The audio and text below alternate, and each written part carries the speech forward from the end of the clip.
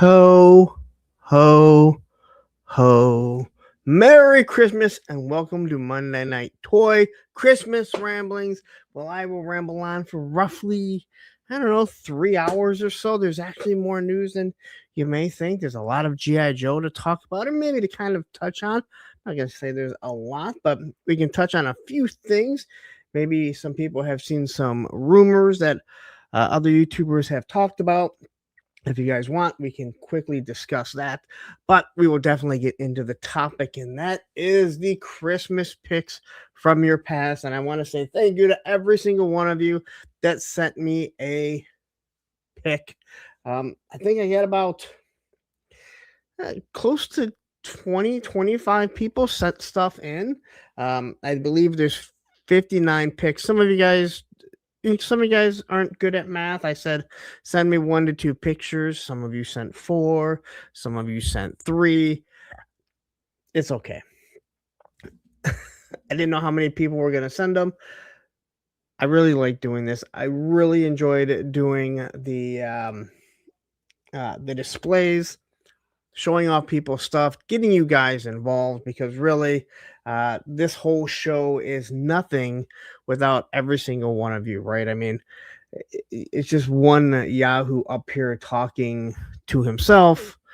You guys are just in the chat making everything special.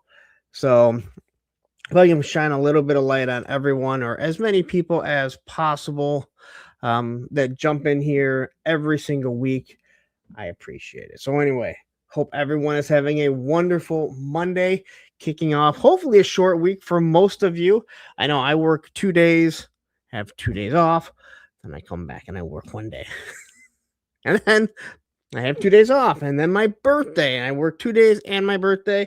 Then I have 2 days off, and then 1 day off again to 2 days off, and then we get into the new year, and that's going to suck that week. But either way, we're going to enjoy this time right now, having a little bit of time off, maybe spending time with your family. Hopefully you guys are close with your family, and if you're not, hopefully you have some good friends that you all can spend some time with. If not, there are some YouTubers out there that do Christmas Eve, Christmas night live streams. Some allow you to jump on there. It's all one family. I wouldn't say one big happy family. That'd be a huge lie if I said that about the toy community. Anyway, 42 of you watching right now, please hit that like button if you haven't. Like I said, hope you all had a wonderful weekend.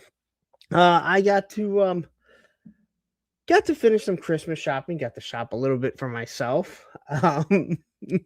Some of you may have noticed that I may have gotten a fairly large toy in. I really wish I would have thought about going in fully on the X-Men 97 early on, because the figures have gone up in price. So yesterday I went to Sergeant Red's and I spent $180 on 4 of the figures. Let's just say 3 of the 4 have gone up into the 50s. So you know what? You win some, you lose some. I don't have to worry about that with classified. I'm good there, but I'm really enjoying this thing. I had a lot of fun this weekend messing around with it, playing with it. I hope you guys all had a chance to watch the review. Just a lot of fun, man. That big old beast, and it is not the HasLab one. That is, I know a lot of people thought maybe, if you bought the HasLab one, they're gonna use the mold again. This is a completely different mold. It's shorter. It has all ratcheting knees, so you don't have to worry about it falling over as easy. There are holes on the foot for pegs, but I guess it's more for the blast effects. Although I'm not sure how you need some nice thick. I would just say use some thick fishing wire or rope to hang it from a ceiling. But anyway, basically that's all that I did. Like I said, created some content, shopped my ex's car. I had to go jump it again. It's my the mother of my kids. And then She left, and then she has a big massage chair that she just got. So I sat over there with my daughter. Well, actually, I sat in the chair by myself, and my daughter did, Olivia did whatever she wanted to do. Um, I'm a chair. That chair is pretty sweet. So, anyway, let's say hi to the chat. There's 47 of you watching right now, so please hit that like button. If you're not subscribed, hit the subscribe button. Now, I want to do something quickly. I was on with Oz this weekend, and there is a guy, Toy Mercs. They do um, they have a toy magazine, and he does a show, and they're sitting at 320 subscribers. So I want you guys all to head on over there. Just hit the subscribe. Show the power of Monday Night Toy Ramblings. Let's see if we can get like 10 or more new subscribers for them. I'll push it a couple times throughout the night. But go ahead, head on over there, hit that. But before we do, let's say hi to everyone. And as you know, I like to do this off the cuff. And the first one we have is Mr. Travis Moody, a toy kind of moose, saying, I'm working tonight, but sending over a happy holidays during the break. Have a great stream and time with the family. Thank you very much. And remember, if you're not first, you're Moody. We have Joe Fan 84. We have Menhoza jumping in here. We have Cooking with Eric, Beardy McBeardison saying Merry Christmas, everyone. I evened it out from last time and sent no pictures for this one. My parents actually didn't take much after 1980. I don't have very much either. So I was happy to find a couple. Rowdy Riles is here. We have we have the odorous. I'm not going to try and get the rest of it. We have Matthew Masson, my first moderator, jumping in with his patented. That was loud. GI Bro, who has the best guns in the community right now. We have Snake. I don't know why I find that one funny. Machine Man is here. Let's see here. We have Woody 222. He used to be the Figure Addict. And you know what Woody gets is the... And yes, Woody, I'm going to work on not getting you a wet one, but I probably never do it. Evo Dookie, same time toys who sent out my Colossus foot. Colossus now right now sitting on one leg, standing on one leg, holding his foot. I meant to take a picture. I'll have to take a picture later about it. You can stand your figures on one leg. You can see like right here. If you saw the picture, that is Xandar actually running. He's been on 1 foot since that picture, like over a month ago. And of course, I leave mud up there. So anyone that says, oh, you can't stand figures, you need stands. No, they're right there. They stand on 1 foot for quite some time. David R has joined the chat. We have Tony's Figs. I don't think I need to really explain too much who Tony's Figs is. Brick, I'm sorry. I take that back. I meant this asshole. Brick something is here. We have Daredevil Dave. We have Patrick Stockel jumping in. We have Cooter's Garage. We have Action Figs, Ed, my other moderator. This is like the one that my daughter knows. Him and Tony. Those are the two that she'll talk their ear off, especially Tony. Especially poor Tony. We have Steve Martin. Hi, it's me. Derek Holloman is here. We have G.I. Jetman saying happy holidays. Punk and Chad. Hope you all have a great and a safe one. If you live in the cold climate state, please drive safe. The cold's not the problem. It's the ice and the snow. So you don't have to live in a cold climate area. You'll drive perfectly fine if it's cold. Just you gotta be careful if it's icy out. We have Carol jumping in here, who I actually have a picture of her from Christmas due to her brother, the great and powerful Oz, sending me a picture. I don't even know if she knows that. We have Clint Jorgensen saying, Dang, forgot to send the Herschel Walker jersey Christmas photo. I know it's not like I promoted it or pushed it out there or mentioned to anyone to send pictures. It's not like, I mean, I just probably sent it out one time, probably just got lost, right? We have Steve Chom or Ted Knight joining the chat here. Woo! All right. Bobby Wold, who's even here when there's nothing for him to win. 44D2, who not only sent me a picture, but also got his question his question.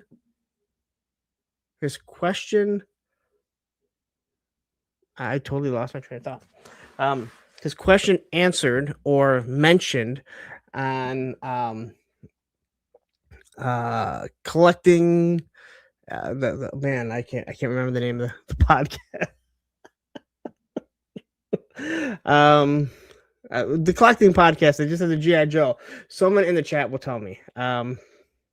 AIC. Action. I don't know. I can't remember. Someone tell me. This is what happens when you try and do this alone. CS Dog is here. We have Krusty Old Crow joining us.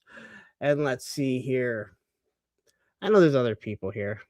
I think we're getting to the point that it's hard to say hi to absolutely every single one of them, especially when I go Adventures in Podcast. Adventures in Collecting Podcast. Like that was before I said everything. Viper Scout jumping in and says, went to the new Gun FM store near Chicago. It was awesome, but they were sold out of a lot of product. I don't know what that is. Am I supposed to know that? I don't know. Same Time Toys. I think I mentioned him already. U.S. Combat Dojo, who was the last person to get his pictures in last night as he sent them about 10 p.m. Izzy Trevi joining us. And there's so many more, and I'll mention them as I see some more. But I think at this point, we have to keep kind of scrolling down. Crash is here. Everyone say hi to Ken just to be safe, just in case Ken shows up at any point. HK Viper, we have Stew for lunch. 44D4 saying 15 more seconds of fame. I'm going to guess that was about what I was trying to get. BMAC didn't seem to care for the adventure team. Oddly enough, Terry in our chat was kind of bitching about them not doing anything like that. So I don't know. I don't know if people care that much. And again, we know Hasbro's about making millions, not thousands. So we'll see. We'll see what they're doing for sure. And then we have Crash jumping in here, gifting 1 Punk membership along with Stew for lunch also, so you know what you're going to get. Welcome to the Creamery. Welcome to the Creamery. And quickly we can look and say Backwoods got a Punk membership, and same with Joe ARH. So congratulations and thank you to you guys for doing that. That is awesome. I definitely appreciate it. We got hi Ken, hi Ken, hey do Ken. Lots of Kens here. G.I. Jetman also gifting a Punk membership. So you're going to get that. Welcome to the Creamery. And let's see who got that one. Action Figs. How did you get... How did my moderator get...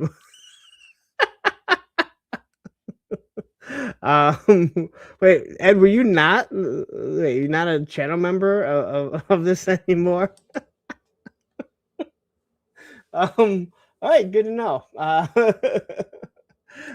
Clint Jorgensen, I guess he was not. That was new to me.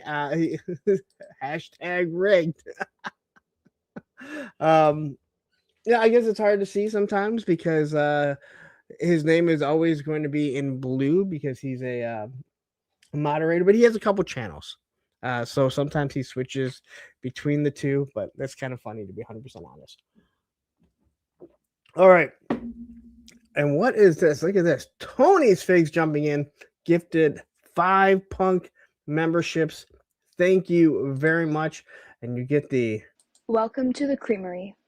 And that would be for TC1511. And then... Welcome to the Creamery. Wonderful gets it. Welcome to the Creamery. Eworthy, Welcome to the Creamery.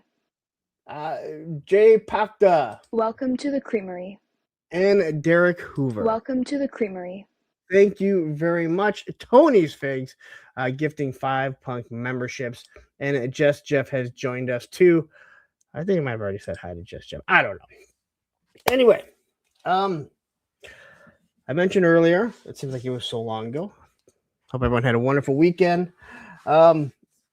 I didn't get around to doing any of, I planned on this whole weekend. I'm like, all right, I'm going to do all this recording of this and that. Obviously, the retro stuff, I want to get as much done. Then I had to go help my ex out. Then I didn't want to do anything. Then that really cool Sentinel came in, so I did that. I had to record for the TV terminal. And then on Sunday, I had to wrap presents. And I needed to get that done, which almost everything is done other than for my dad and my stepmother. So that's what I pretty much did on those days. But I hope you guys did stuff. I did drop a couple other videos, or I dropped one, which was the tactical battle platform. Before that, though, I do have some stuff coming out. So Christmas Eve and Christmas, there's 2 things. Now, 1985 was a special year for many people. This marks 40 years of something that happened. I'm not going to say what it is, but I think some of you might be keen enough to figure out. And whatever video drops on Christmas Eve, you might be able to figure out what's coming the next day. And then I'll never have to tell the story again. Then this weekend, I have the Rebel himself, Cross Country, and the Havoc already up and loaded. If you're channel members, you may have already seen it. So you know what? You are lucky enough to have already seen it. So Allison Troy jumping in here saying 40 years ago we stopped celebrating Christmas in my house after we found my dad in the chimney. That's sad. I hear it leaves a pretty bad smell when you turn that fireplace on, only to wonder what that smell is. Viper Scout says 8 shipwrecks. I don't know what you're talking about. I have no clue what you may or may not be talking about. I actually had a lot of fun doing it. I had a lot of fun doing it. I also miss having a microphone. Just gonna say. Anyway, as you guys know, I got the Sentinel in. I picked up Gambit, Storm, Nightcrawler, and Magneto from X-Men 97. I gotta say, I didn't realize. Oh, first off, Gambit uses a lot of the same parts as this old Gambit here. Nightcrawler is just a repaint with a different head sculpt of the Age of Apocalypse one or Excalibur one, which is a really good figure, but I mean it's just a repaint. And then because of Tony's Figs, I've had this Doctor Strange, and he just kind of sits down there, but I ordered a Doctor Strange cape from GPS Lot, and I'm not sure if I'm going to leave it on him or put it on Emperor Doom. It actually fits really good on Emperor Doom, only because the way his head sets, it actually pops around it. This pen tends to pop off. But I gotta say, the cape, I got it in today. It's pretty nice. Nice, thick wire, a lot of nice design in it. So I'm not unhappy with it at all. It also comes with the belt. You can actually see on this guy. $27, I think, is what I paid total for it to be shipped. I'm gonna see how it is, and then maybe take a chance with some of the other ones, the other Marvel Legends that I feel need capes. Again, soft goods are It's essential. The plastic capes, come on, it's time. Marvel Legends, if McFarlane can do it, and if McFarlane cannot do it, how about that? You also can cannot do it. Joe ARH jumping in here saying wired cape sweet. And if you didn't notice, I don't know if you were here at the time, you did get a punk membership. Thank you to, I don't know, it might have been Tony, who might have been someone else. Tony said, leave it on Strange. He doesn't have anything. So that's, like this is a Strange with no cape whatsoever. So I could put the Doctor Doom one, which actually looks pretty good. But I'm kind of like, I kind of want another one. But again, $27 for a figure that was already $27. War Chest is here. That Strange cape it is very solid. Like I said, the biggest issue is it tends to want to pop up off of his head. So, and then Venomous Prime jumping in here saying wired bendy capes always a win. Yes, GPS lot. Tony's been raving about him, and this guy also sent me a pic. So his little pic will also be in there too. I can say they're little pics because it's pics of us as children. So, he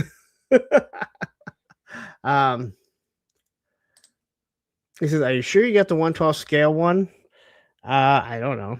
I mean, it fits him. It's just that it pops off of his head. It fits over it perfectly. I didn't even know there was a different one, to be 100% honest. I mean, I would assume, because I don't know what non-112th scale Doctor Stranges are there. No, it's again, it fits. It's just that obviously it's going to pop up a little bit the way that it sits. So, but I like it. So I'll be looking into a few more when the time does come. All right. I want to say thank you to. God damn, I just realized his name. I'm sorry. I thank you to Robert from Action Figures Sold Separately. He was the final Thursday with a friend of 2025. There will not be a Thursday with a friend for the next 2 weeks. We'll be starting on the 8th of January. So the next 2 weeks falls on Christmas and New Year's. I think that I'm going to step back from trying to do pre-recorded ones, only because I did one with Mikey Kukovic. It has under 200 views. I'm not one of those people that whines and cries about not having a lot of views. What does really suck is that Mikey gave me 3.5 hours of his time. He had a wonderful story. It was a great interview, and so many people didn't watch it. They love the live stuff. I do too. So it just kind of sucks. So I think I'm going to kind of back away from that, unless if I have like a big guest or someone that can only do it recorded. Because I really realize people like to be able to ask the questions. They like to be in here, hear it live. So it's a little disappointing. So I'm stepping back, at least right now, for that Christmas and New Year's. Trying to do recorded one. So we'll see how that goes. All right. Give me 1 second here. All right. We're gonna get into the news fairly quickly. But I do want to talk about and we can probably talk a little bit more about it when we get to G.I. Joe. So after the show last week, I didn't go to bed right away. So I'm just kind of scrolling and, I turn stuff on. And I see Destro as my spirit animal popped up for some odd reason. And it was a live stream, and I forget how it was, but it talked about he was sent some stuff, and they're not leaks because they hadn't been out there. Rumors or something that he was sent of G.I. Joes that are coming in 2026. I don't know if anyone saw it. I watched it. I scrolled through it. I can't say I watched the whole thing, but I scrolled through it, and I really wanted to get to where he talked about the different things. Um, After I watched it all, I reached out to a person that gave me a lot of leaks, and I said, "Hey, I go, did you send this over to him?" Now he showed the correspondence. It did not read like the person that sent me this stuff, and he was like, "No." And a matter of fact, that guy shouldn't have done this. This is one of the biggest things when it comes to a lot of these leaks. Um, you kind of can talk about them after they come out. When people start popping off, they start leaking stuff. You can kind of hint at them. Um, but when you're given this stuff and someone says, "Hey, you are not to, um, you're not to, let anyone know," you really need to watch. I can say this: if you watched it, um, I can't say everything that he talked about I had heard about, but there's a lot of stuff that he mentioned that I was told about um last month, and a lot of it, and even to the point of seeing certain things. So I can say, well, that one I can kind of confirm, or different things like that. There's a bunch of different things, and then even after that, someone reached out to me, said, "Hey, have you seen this?" I went, "Yeah, I did." And so there's a few different things that were touched on. But if you go ahead and you watch it, you'll probably be able to, you'll see it. We can talk about it later on. I think a lot also was kind of discussed on adventures in collecting podcast. That's what I was trying to get to earlier. Uh, they hint at a lot of things. Now and not hint. The GI Joe team hints at certain things. So it's just kind of one of those things, and we can probably discuss it when we get to the GI Joe news, because one of the things that he discussed was something that I didn't know what it was, but it's come to fruition in the first three digital renders that they showed off. So Frank Damunia has joined us. Great to have you here. But yeah, it's one of those things. Like I said, he was sent this information. The person told him, "Hey, you know what? You can, you can discuss this. Just don't say where you got it from." I was specifically told, "Hey, you know what? Here's these things that are coming out. These are things that I've seen. These are things that I've been told firsthand. Don't say anything." Well, this is one of those things that we've discussed. Uh, Joe RH says water moccasin better have that drone ski thing underneath it. That's all I'm saying. Don't fancy it. Play the damn hits. Um, so this is actually kind of odd, because the water moccasin was one of the things that he discussed, and that was something that somebody else sent me. And I go, "Yep, I have heard the water moccasin with some sort of um, like swamp viper." And he told me, and this is a completely different person. He said, "Yep, I've heard about it, but due to the price of the Arctic Kiss," he goes, "I was told that they're getting a little weary about pushing it out right now, or letting it go, because of that price hike. And again, people didn't know what the tariffs were going to be, how things were going to be affected." I don't know how true that is. It's another person that he doesn't go around blasting things. So when someone, mentions something to you, it's one of those things where, you kind of got to wait till somebody else talks about it, unless you're told, "Hey, you know what? Go live with this. Go ahead, tell people." Um, I will say the one thing that Destro, Destro's my spirit animal, kept saying, because I went and watched the other video. He kept saying that, "Hey, these are all rumors. I don't know if they're true. I might have egg on my face." I wouldn't. I would never say anything if I didn't trust somebody. I wouldn't be like, "I don't know who this guy is." So, I mean, anything that I say, "Yeah, I've heard this. I trust this guy." I trust the guy. I don't run out with rumors because I need to get clicks. I could have done this already. I could have had this all out over a month ago. Not everything that he talked about. I don't need the clicks, but he did mention a couple times that there'll be probably somebody that has our sources and he'll have this all out. I don't know why he wouldn't say Viper Island. We all know that's exactly who he was talking about. I don't know if Viper Island started doing it. He probably did because he runs out there. Anytime he gets any information, he won't give any credit where the source came from. I actually saw Baldy kind of take a jab at somebody that talked about shebang today, saying give credit give credit to the person that give credit to the person that put it out there, because people hate giving credit for some reason.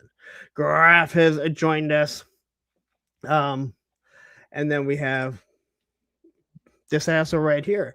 That list was old, to be honest, and things change, but most of it is coming. I mean, I don't know. Like, this is stuff that I've heard.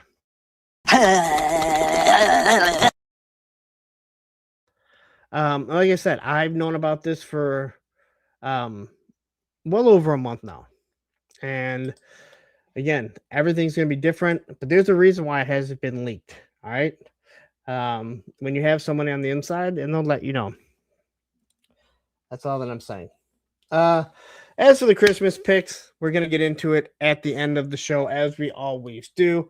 I had a lot of fun doing this. This is the third time I believe I've tried doing something interactive.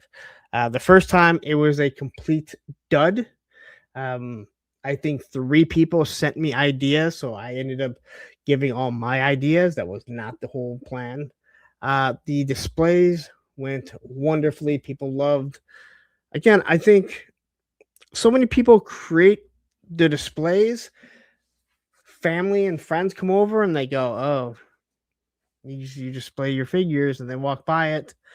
They want to show it off. They want people to be, they want people to see what they've done, especially the collectors. And unfortunately, they didn't get to. And I think a lot of people love doing that. I'll probably try and do that again, because obviously people's displays change. New people come into the line. Or, I'm going to figure out something every few months to get people active, show off some stuff. I just think people like it. Maybe I'm completely wrong, but the amount of pictures that I got sent, and let's be honest, these types of pictures are way harder to come by, because first off, you either have to be scanned in, taken, or your parents just have them and you don't have them. And as most of us are adults, a lot of us aren't living anywhere near our parents. Well, we just can't get over there to go go digging through tubs to get it. So anyway, that's why the topic is. But anyway, the drill. APWT over at Hella Dope Toys. I need to reach out, speak to Ted, find out what's going on and all that other good stuff. I know a lot of people have been buying stuff from Top Fun Toys. Head on over there. Use my code if you buy anything. Punk with Toys. Just drop the A. You get 10% off everything. The Amazon links. Entertainment Earth, you know how that all works. Rowdy Ryle says, the only thing that's the same about me from being a kid is curly hair and action figures. I still get them for Christmas. I can't remember the last time I got an action figure for Christmas. To be honest, it was probably with my ex before my kid's mother, and it would have been the Locust, believe it or not. I don't think my kid's mother ever got me anything like that. But then again, to her credit, she'd always tell me not to buy shit for myself before Christmas, and I would. Joe Fan says, some of my classified stuff is on the mantle over the fireplace. My son likes it, but mom and dad are like, I'd put something else there. The fireplace has brick in for some reason and a gas heater. Hey, more likely they're not going to melt. They're not going to get too hot. But you're right. some people see our displays, they just don't get it, and I fully get that. But anyway, before we get started, let's quickly take I don't know. I just want to spend a little bit of time listening to a little bit of Mossman, and I'm trying to see what's the best Mossman. I think we got two Circle of Jerks here, so let's see if I can find the one where, yeah.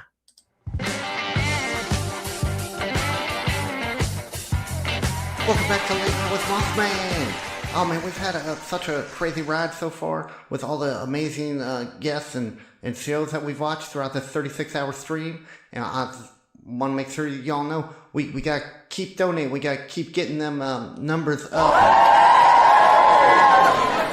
Skeletor, what are you doing here? Skeletor has come for the circle jerk. Ooh. Come again? That's the plan. Skeletor, I think you're confused. There's no this is a Late Night with Mothman, so I don't know what you're referring to. Man, Tony's Figs told me I could meet 4 bald men here for a circle jerk. And Skeletor will not leave until he's satisfied. Skeletor, I think you might be confused with the show. It's called Circle of Jerks, and they're not on right now. Then they like do a show like every week or every other week or something. I don't watch it. Fool!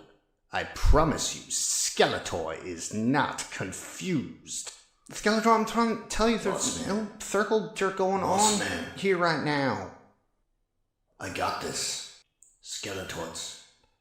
What you're looking for is it's back here in the back. Yes. Skeletor will be satisfied. I don't even know what's happening anymore, guys. So maybe we just kick it back to the 36-hour live stream, and y'all just keep donating money for Toys for Tots. Yeah, Late Night with Mothman, I guess.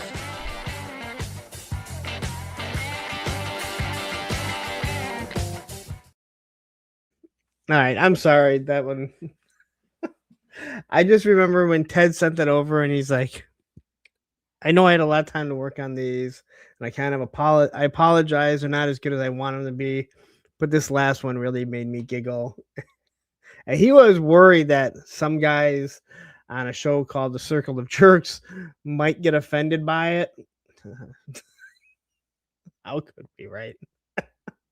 Anyway, on to a little bit of McFarlane toys. This guy is he's not leaving quietly for DC. So anyway, we have Eagle Man.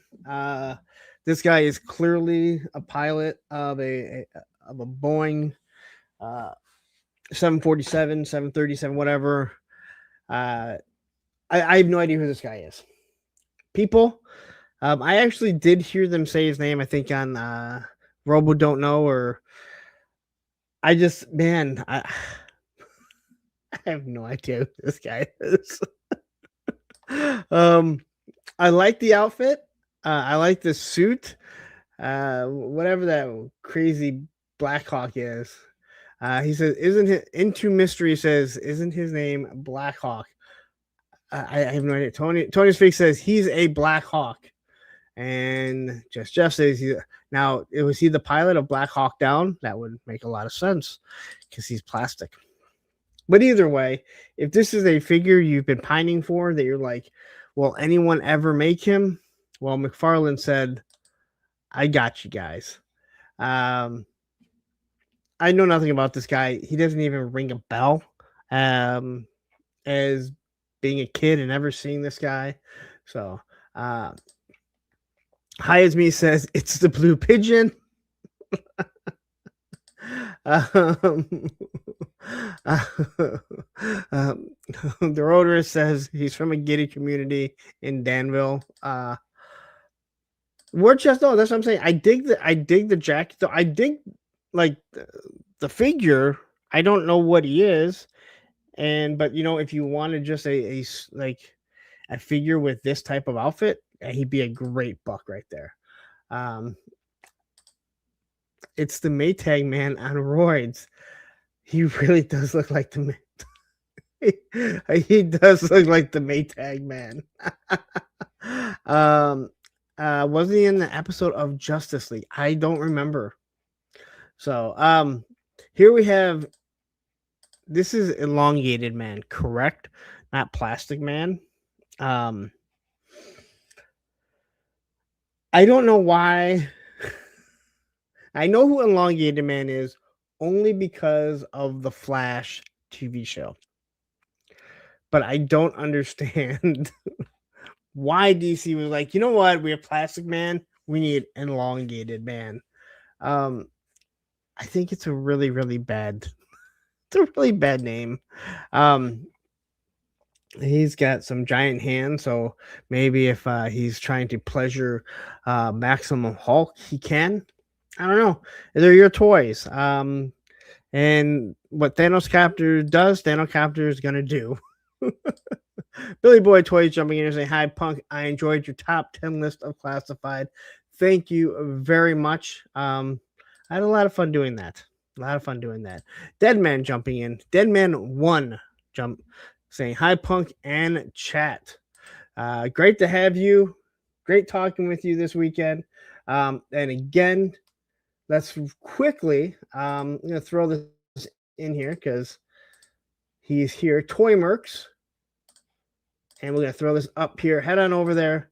Subscribe to his channel really quickly.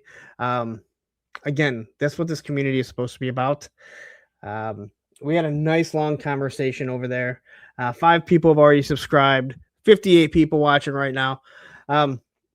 We had a nice long talk about how there are some people that are jealous and won't have you on or won't try and help you because they're worried about you going past them. Never get that. I will never understand that at all. Anyway, here is Elongated Man. You guys got to be impressed that I actually know his name. And again, if it wasn't for the Flash TV show, I'd have no idea. Dead Man saying, "Awesome. That is so nice of you." You're welcome. But again, it's really just trying to help out everyone in the community. 44D2 says, "Is that Mrs. Incredible?" It kind of looks like her if you put the mask on. This guy, if I'm correct, I have no idea what his name is, but he is from Batman Beyond, right? I mean, at least it looks like he is. I believe he's one of the villains in Batman Beyond. I'll let you guys tell me. Remember, this is an interactive show. You guys help me out because, well, I think as we all know how it goes when I am working so diligently on this show, I normally don't go through everything, right? Of course, I can't find it. I don't go through all the graphics before the show. It's so true. I don't. This is why Baldy wanted me for Circle of Jerks because I'm as clueless about doing this shit as he is. All right, here we have Pigman. I have no idea, but he comes with a big blade and a drill. I'm gonna assume nothing good is gonna come from him, and he has a big pig mask. Anyone want to tell me what the hell this guy is? Because I truly have no idea whatsoever. But anyway, if you want this guy, if you need some creepy guy in the back, this is for you. Venomous Prime saying Professor Pig on this one. See, sometimes again, now I'm seeing a few people say it, so I'm assuming it's true. Sometimes you give me a name and I have no idea if it's right or not. And this one could be right or it could have been wrong, but clearly I think enough people have said that it's Professor Pig. I have no idea. I don't remember this. This is one of those things when I look at DC, I just shake my head and go, this is why you were number 2 for so long, when you have Batman, Superman, and Wonder Woman. You should always be number 1. But yeah, they're not, because they make some really, really crappy. This one here is dude, this one is for Tony. All right. I believe I've heard Tony whine and cry about not having this figure. Now you're getting it with a chimp. I don't know about the chimp. I believe this chimp was in the Umbrella Academy. I don't know. If Woody 222 is here, he can put it on his KFC crew display, because I know Woody is really big about having his KFC crew. But if you want Zanya, I think it's Zanya, or I'm sorry, it's Tanya. That's it. You get all these Z's messed up because of the dreadnoughts. But yeah. Baldy says, no, Tony wants the chimp. No, the chick. Well, he is the junior lawyer, so. Tony says, Detective Chimp is going in the bin. See, you need to start doing photography. Okay. You need to start doing photography, and then you'll find reasons to use it. 44D2 says, Trunk Monkey for the Ramen Racer. Okay, I did not know what Trunk Monkey was. And it got brought up. I don't know if you were in, I think it was last week. It got brought up. I had no idea what Trunk Monkey was. It got sent over to me, and now I know what Trunk Monkey is. Now I know what Trunk Monkey is. And wow, that's all I have to say. Wow. Yes.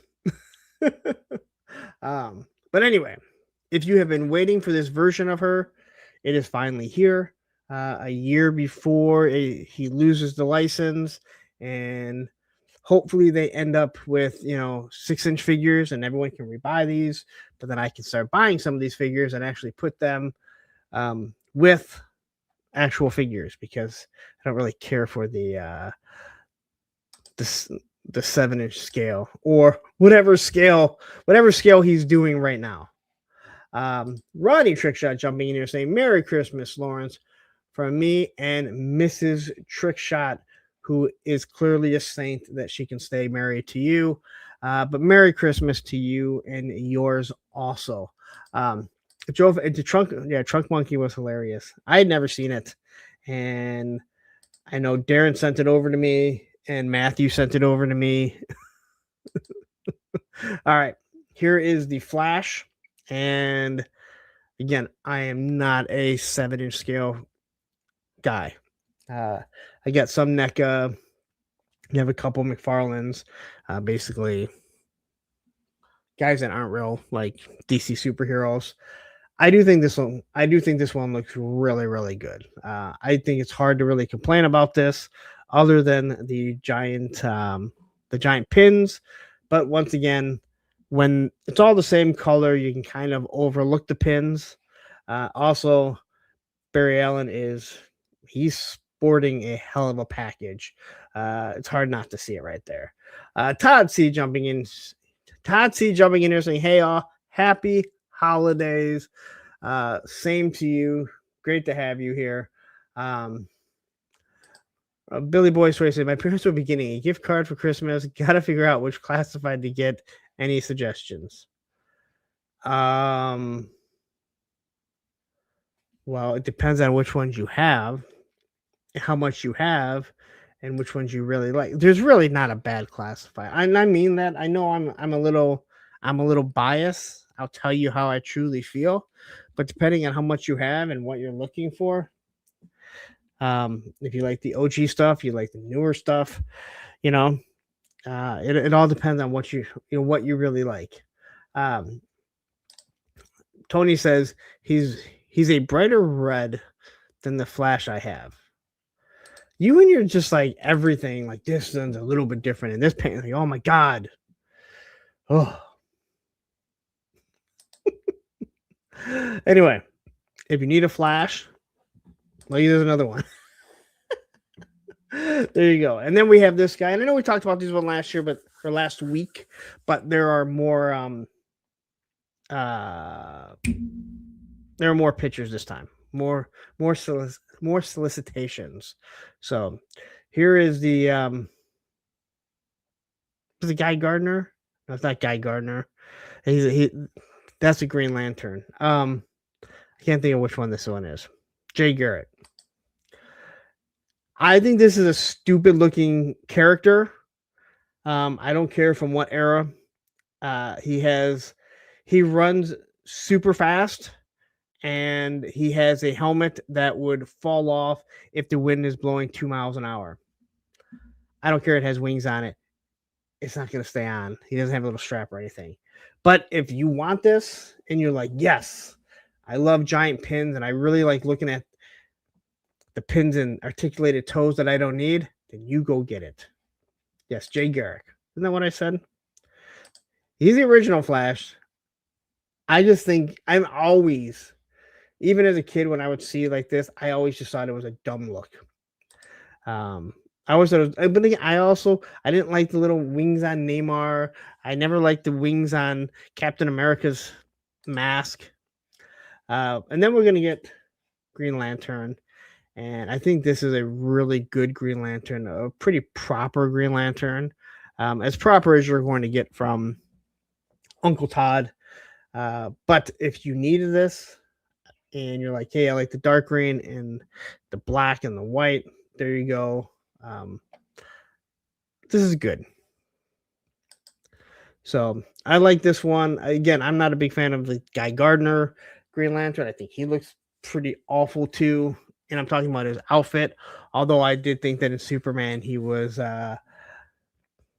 pretty good, to be honest. But no one likes a bowl cut. Like, no one likes the bowl cut. Clint Jorgensen says, any Green Lantern that doesn't come with a lantern is not a real Green Lantern. I mean, they don't really have a choice. They're plastic, and Uncle Todd gives what Uncle Todd gives. And they don't show any accessories. So, I mean, I didn't see any accessories. Maybe there's other solicitations. So, look at this. Gun Bunny jumping in here saying, what's up, everyone? Great to have you here, Gun Bunny. If you haven't checked out his customs, man, that guy knocks it out of the park. Even though he's the only person that can turn a wonderful HasLab into a Python Patrol or a Tiger Force and actually make it look good. It's kind of like what I say about Emerald Knight's photography. He's the only person that can take Super 7 Ultimates and make them look good. All right. Here we have a Bane from the Batman movie. Giant pins right there. They look awesome. I do think a lot of his figures look good. They are more articulated statues than anything. I still say you see very few people doing any type of photography with his stuff. You know, you don't see that with Marvel Legends, Classified, Operation Monster Force, all that stuff. But with his stuff, it's just kind of like, yeah, these are meant for kids. That's why they're so cheap. They don't look that good. Though they are getting better, and he'll be losing the license. And Woody says, I'll be getting a code from GPS lot for this Bane. Let's see, I'm not sure what so you'll buy this, Woody, and then a GPS lot code, but you're not going in on Operation Monster Force. I don't know, man. I'm starting to question. I'm questioning what you're spending your money on. Oh, that's so not. Anyway, here's his cards. I personally do not hate this movie like so many others do. I actually liked the third Batman movie. I liked them all. I know some people tended to really hate it. I don't know. Doesn't bother me at all. But I don't think this is a great action figure. But I don't think a lot of the McFarlane are great action figures. But they do serve their purpose if you are collecting this line. I do feel bad if I feel bad for anyone that is in on this, and if Mattel changes the scale, I am assuming their articulation is going to be night and day and way better. Woody says hookers and blow like hella dope toys.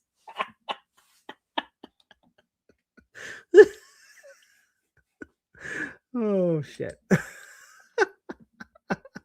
uh, um, Campbell rule jumping in here saying, I'm in the mood to watch Justice League the cartoon.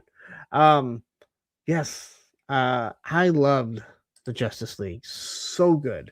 So good. I love that stuff. All right, here is the Dark Knight Joker. At least I think it's supposed to be. It looks very similar. It's hard to say, you know. They work things in and out of it. He does a somewhat likeness at times, but yeah. Roman, what the hell are you doing? Why don't you just come lay down here on your bed, buddy? What happened? I have no idea. I can't see over there. Anyway, if you need this Joker, it does look what he comes with his knife right there. Why so serious? So yeah, this is the. There you go. If you guys don't know, well, you can't see Roman. He's right there. Everyone say hi to Roman. Look at that. I know you're embarrassed because you made all that noise because somehow you hit the only box that's sitting over there. I don't know if Roman needs a ruler. I don't know what he's doing over there, to be honest. He's usually on the side. Yes, these are 7-inch scale. They will not fit. Like, you cannot fudge them into it either. You cannot fudge it. They are night and day. Not going to fit. So don't buy one thinking that it's going to fit in. Venomous Prime saying, at least the Joker release has fair amount of accessories compared to the past release. Yeah, I mean, he has the submachine gun, a rocket launcher, a knife, a bunch of hands. There's something else there. The cards. Now, what's the price? I don't know. Then we get the Superman. I guess this sold really well, so he's bringing it back. This is the Christopher Reeve Superman. Or is it Reeves? Which one is Reeves and which? This is Christopher Reeves, I believe, right? The other one is Reeve. I don't know. Either way. I guess it sold really well. I know a lot of people liked it. See the full shot of it, it looks awful. The proportions are really bad. Like where his arm is bent here. Tony's fit. Okay, Christopher Reeve. The other guy is Reeves, but I can't think of his first name for some reason. So I had it right.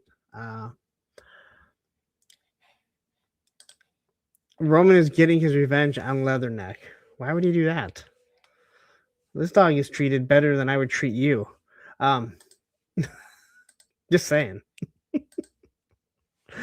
But you did get the Superman. You get the S on the back. It is a soft goods cape. So there's Keanu Reeves. Yes.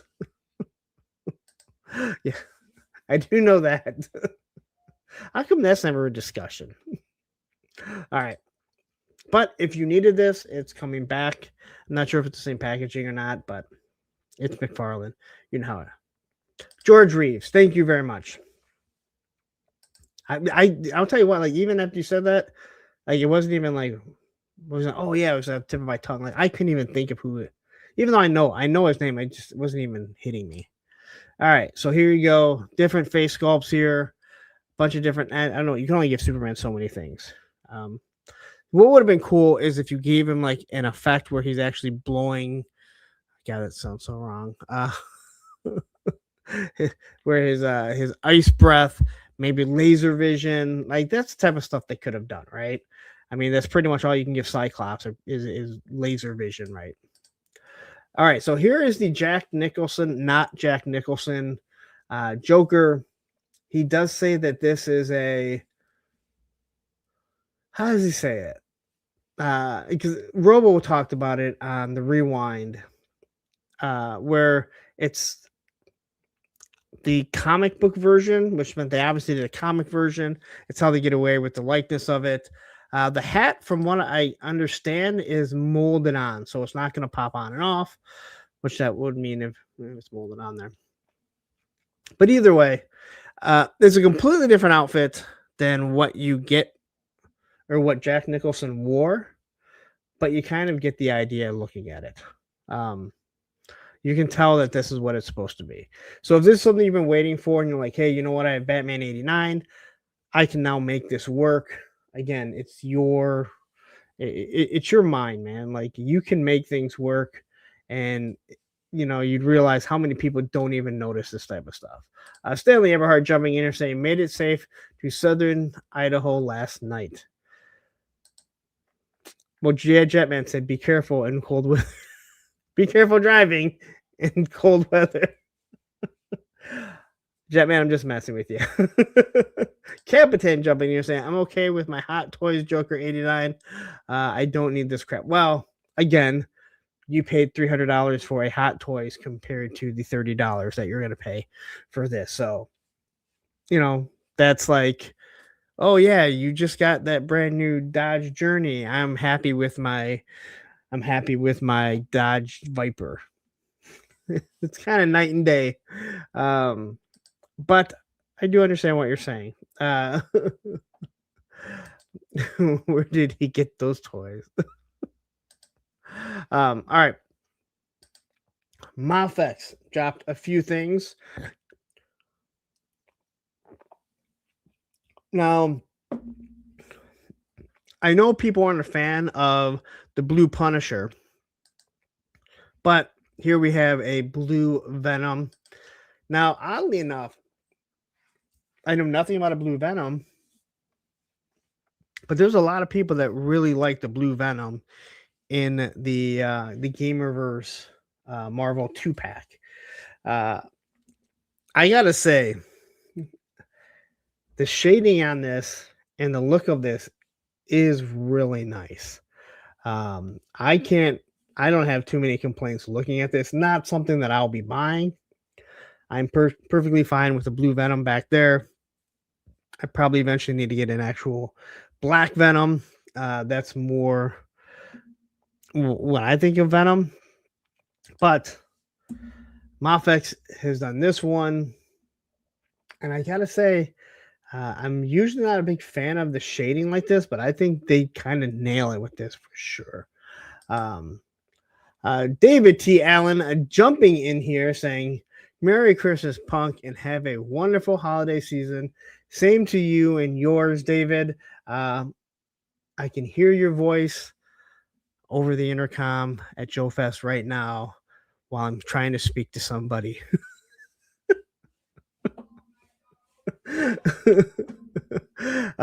Thank you for joining. Thank you for jumping in here. And seriously, Merry Christmas to you, or Happy Holidays to whoever. Again, like I say, around here, we say Merry Christmas. And if you celebrate Hanukkah and you say Happy Hanukkah, I say thank you very much. So anyway, if you are looking for this, again, the Mafex, you either like their articulation or you don't. In this, you look at this here, and it's great that you can get this shot. But I gotta say, like, man, looking at how this sits, there is so many gaps and everything. The wrist looks awful. The shoulder looks awful the way that it is. And again, it's an action figure. And I like that you can get this pose, but there's just so much to it that I'm like, man, I'm just not a huge fan of how that looks. But hey, to each their own. Two different head sculpts. James Lucas jumping in here saying, hey, Punk and toy junkies. They are. And Captain says, Merry whatever. Exactly. The fact that some people get upset when you say Merry Christmas, or people get upset that you say Happy Holidays, like, man, oh man, dude, just fucking enjoy your goddamn life. Cooter's Garage saying, kind of like with the blue bats. They weren't blue, but they had to do something to differentiate the black background to black suits. Yeah, that makes sense. Um, okay, yeah, and I can fully see what you're saying there. And Grizzlehorn says the same thing. I hate those gaps. Again, I really do think that, yeah, there's just something. All right, let's say you're like, hey, I need more. I need more Wolverines from Deadpool and Wolverine. Well, you're in luck because Mafex is like, hey, we got one for you. So we pretty much are getting the same figure from Marvel Legends. It doesn't look as good. It's not as detailed. I like Hugh Jackman as Wolverine. Some people will complain about his height. It is a huge, I would say, complaint of mine. But one of the problems that always bothered me, and I actually do think he's a good Wolverine. The one thing that kind of bothered me is not just his height, but he's not a very wide guy. He was built, but Wolverine was just short and wide, and he's not a very wide guy. So sometimes when especially in the suit, he looks more tall and lanky, kind of like Deadpool, rather than that stockiness. And I don't think the suit did a lot of justice. I mean, he looked amazing. It has nothing to do with his size, but it has to do with, or not to do with his muscularity, but his width and how his shoulders would bulge out. Now, I do like this here. This is a pretty neat idea. They throw in the Hulk face right there. This is a very, very quick shot in the movie. But if this is something that you want, again, it's an iconic suit. It's yours from either Marvel Legends or from Mafex if you want to spend a little bit more. Deadman says Mafex is not the same as Marvel Legends. Oh, I know. I know it's not, but I'm just saying you can get a lot of these. And more, again, Mafex is way more. It's better articulation. I get all that. I'm not trying to compare them, but again, it's one of those things. If you just need one, you don't need to spend it on this. And Sergeant Red's jumping in and saying, "Sup, Larry?" This might actually be Sarge. He's been very nice. I think he's really into the holiday season right now. He was really nice when I was in yesterday, but I also spent almost $200, so maybe that's why he was nice. But yeah, so there you go. And then we have this Wonder Woman. And again, it's kind of a decent likeness. It does look good. I'm not a huge Mafex fan, to be honest. I think I only have the Terminator, which it's kind of, a lot of it's kind of hidden with the look of the jacket and everything that he's wearing. But yeah, she looks pretty good. But again, you're going to get into some of this kibble. And again, this is what a lot of people like. So if it's what you like and it doesn't bother you, I look at this elbow and I absolutely hate the way this elbow looks. Now, if you're not doing photography, it may not bother you, right? You may just put it on your shelf and you're like, hey, I think this is the best looking one. Great. You know what? You can get away with it. One of the things when I'm trying to take shots and stuff, I do look at these little things, and I know I'm not fully getting it yet, but I am looking at certain things and certain aspects and moving an elbow or a knee just a little bit so I can get something else in the shot. And again, I'm still struggling when I'm trying to do photography with the fact that I want to show off everything, but I've learned from watching some of these other photographers that that's not what you want. You need to focus in on certain things. Not every time, but sometimes. So Anyway, if you need a Wonder Woman, there you go. It's all yours. Acid Rain. Now, I almost forgot about this, even though I ordered it.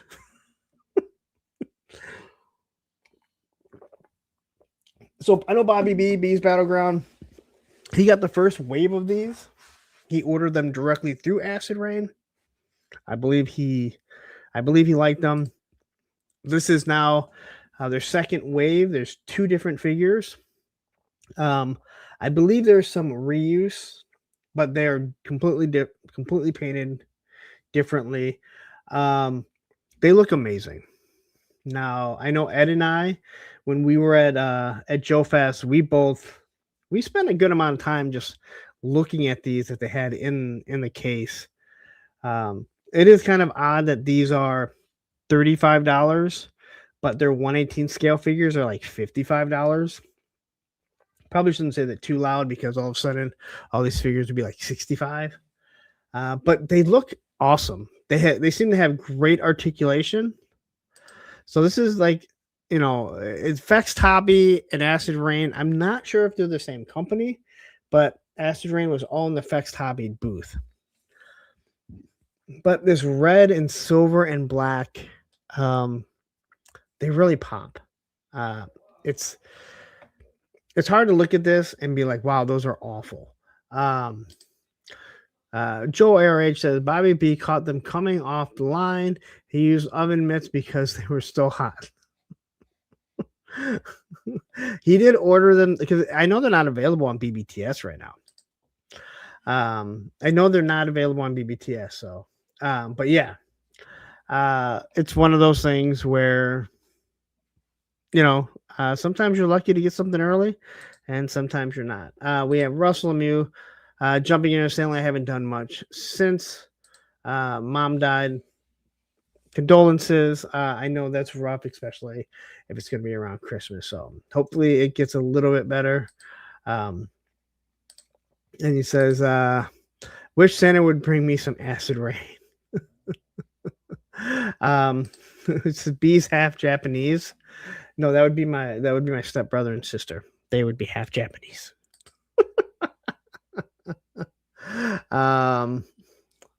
And Tony's Figs, this asshole saying, I was so jealous of Punk.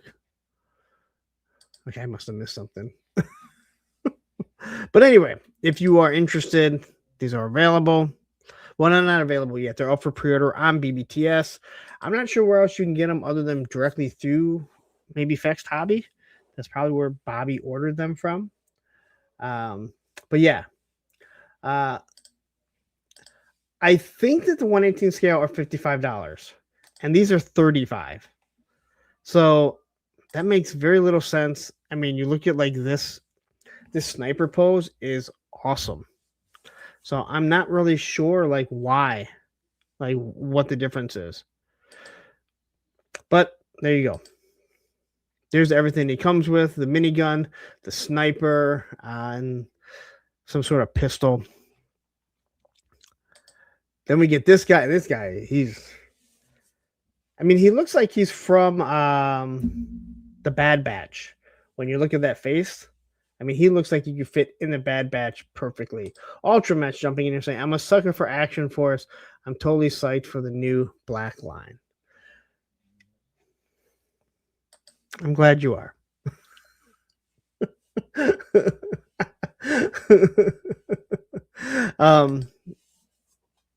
So this guy here he looks awesome. He's got that side cannon. Man, I said before, I love the Transformers with the shoulder cannons. I don't know why. I never had one. Believe it or not. Oh, man. I never had a Transformer with one of the shoulder cannons, but I always loved them. So I see something like this, just like Desert Scorpion. I don't know if that's a shoulder cannon, but I love it. The Predators. So the Dead Man says it's probably the plastic, possibly. But again, I don't know why, what would be so different about the 1/18 scale compared to the 1/12 scale. But again, Well, technically, I am a plastic expert, according to some toy makers. Not to toot my own horn, but I am one of the plastic experts. Russell Lemieux says you already got your black pre-order in, Lawrence. I will never give that guy another dime of my fucking money. We'll just leave it at that. But if someone else wants to, you are more than welcome to. I will not. Kimberlyn jumping in here saying the Chosen Prime carries Acid Rain 2. Okay. So there's a few places that you can probably pick them up from. I don't believe I've ever seen them at Sergeant Red, so Sergeant Red doesn't carry them.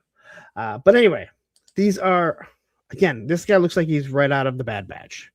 But he looks badder than the rest of the other guys from Bad Batch. I'm really talking myself into actually ordering this guy. I'm not a big fan of the robot looking guy. This guy, though, yeah. He has that Predator vibe. He's a hell of a badass, I think we could say here. So there you go. I'm interested. Like, do they use a stand for this? Because he clearly isn't. He clearly is not balancing like that. So, hi, it's me jumping in and say, is your horn plastic? Can I get a toot toot?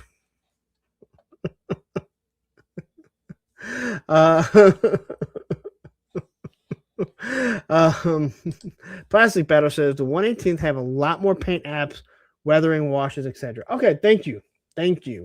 And Paul would know. Paul is if you're not checking out Plastic Battles, if you're not following him on Instagram, please head on over there, check him out. He does a lot of good photography, and a really, really, really good guy. I spent a lot of time with him at Assembly Required, and I think we talked him into going to Joe Fest this year. James Lucas. It's going to be a long night. James Lucas gifted 5 Punk memberships, so you know what you're going to get with that. You're going to get a Welcome to the Creamery. For Tim Brower. I don't know. Welcome to the Creamery. A.U. Frankie. Welcome to the Creamery. Russell Lemieux. Welcome to the Creamery. Same time toys. Welcome to the Creamery. And K. Rowe also all got Punk memberships. Thank you very much. I shouldn't say that about Shane, although he already shipped the foot of Age of Apocalypse Colossus, so I can say bad things about him now.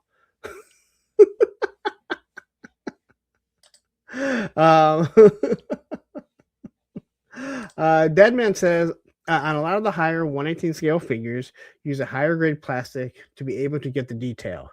When you make a larger figure, you can use much lower grade plastic to get larger detail.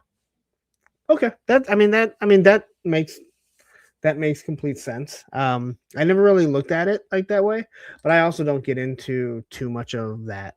Even though I was once called a plastic expert, I would say that I am. But it is a moniker that I will wear with pride. Same time toys, just kind of laughing after what I said. It's cheap ain't the word for it. You mean broke? All right. So anyway, if you are interested, you can pick this up on BBTS or the Chosen Prime. I've never ordered anything from the Chosen Prime, so I'm not going to say whether they are good or bad. But yeah, Woody 222 says these assholes are trying to make Monster Fall figures look cheap. You said Monster Force, I think is what you meant. And it's Operation Monster Force. Remember, that fake copyright strike still pisses me off. Anyway, here's everything that you get with this guy. I think I might actually order this guy. I think I might actually pre-order this guy. All right. So this came up, and I did order it. Now, I did not order either the Gridiron. I did order the Gridiron. Not all, or the So I'm trying to look up something really quick. I didn't order the Gridiron, not all Striker, or the Fans Hobby. But this is a remake. This is a repaint, and it is the Acid Rain. Now, it doesn't have all these stickers on it. You can put the stickers on it if you want. This is $125 or $120 on BBTS. Is a $12.50 non-refundable down payment that you have to put. I think this is awesome. And I think this will work for your fire team. I love the minigun. It really looks a lot like the Mezco Rumbler that I have, but this thing seems to have way more detail than the Rumbler. I could kind of go on and on about the Rumbler for the price that I paid. It should have more detail to it. I really liked what the what Fans Hobby did. But I already knew the All Striker was going to come. I knew that I was going to buy it. I don't know if we'll ever get something like this. It's classified. So I was more than happy to pick this up because I think it would fit perfectly with the fire team. You could put it with your Hiss, obviously. It could go with your Python Patrol. If you're super into Python Patrol, I would expect Gun Bunny to buy this because for him to turn this into Python Patrol, it'd be much easier for him than everything else that he does. But this looks awesome. So I went ahead, I ordered it because I really like the other one. And I said, hey, you know what? This one is different.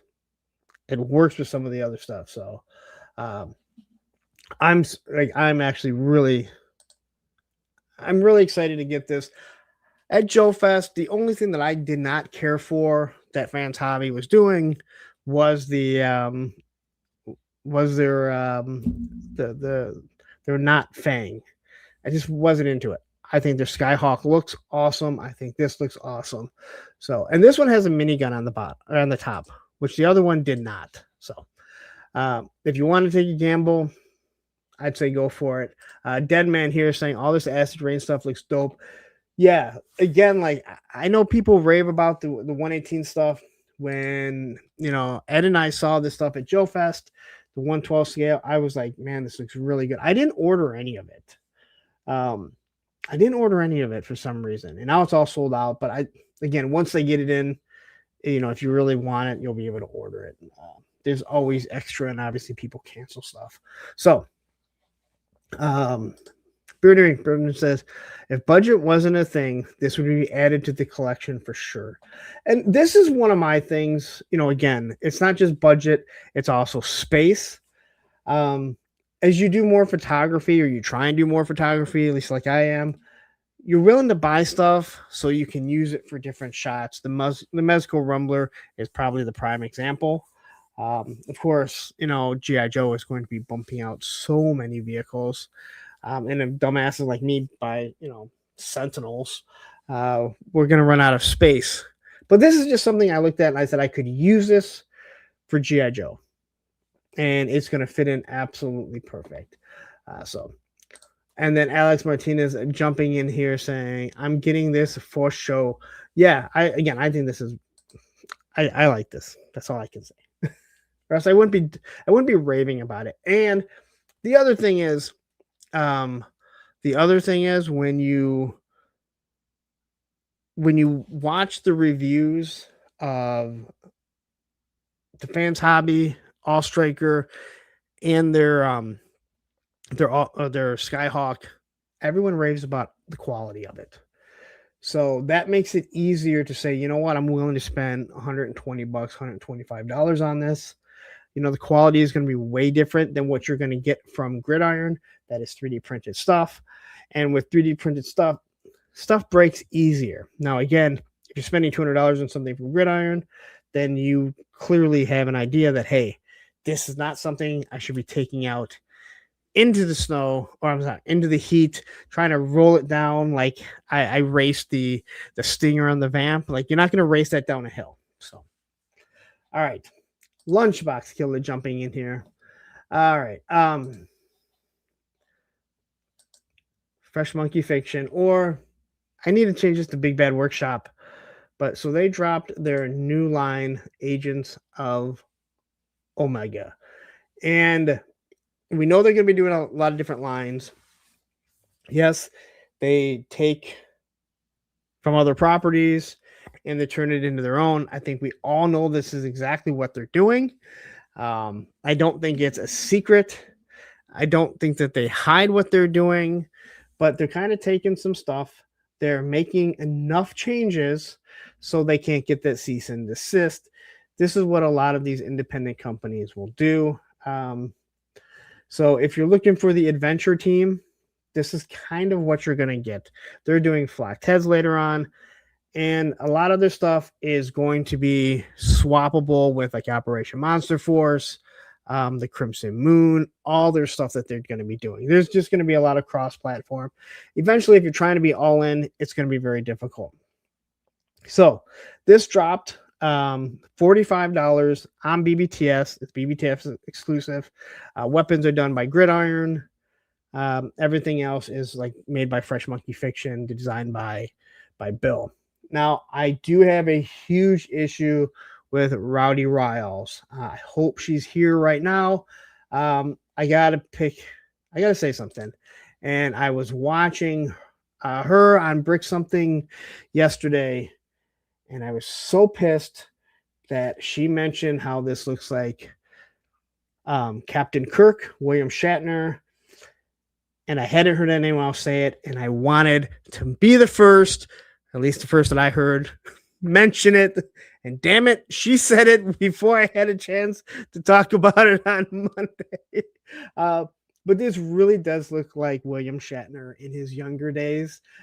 Clearly, this was not Captain Kirk, but you can clearly get those Captain Kirk vibes. And if you don't, I think you're just a hater. Yes, there is an alternate head, and luckily, everything that comes with it got dropped. That shot got dropped later on today, I think. So I did get that into there, but it does come with this giant snake. Again, what could I use a giant snake for? Being a G.I. Joe fan, but yeah. If you don't have any Fresh Monkey Fiction stuff or Big Bad Workshop, whatever you want to call, they're putting out some really good figures. They are pricey. There's no doubt. At almost $40 a pop, it's going to be hard for a lot of people to be all in on them.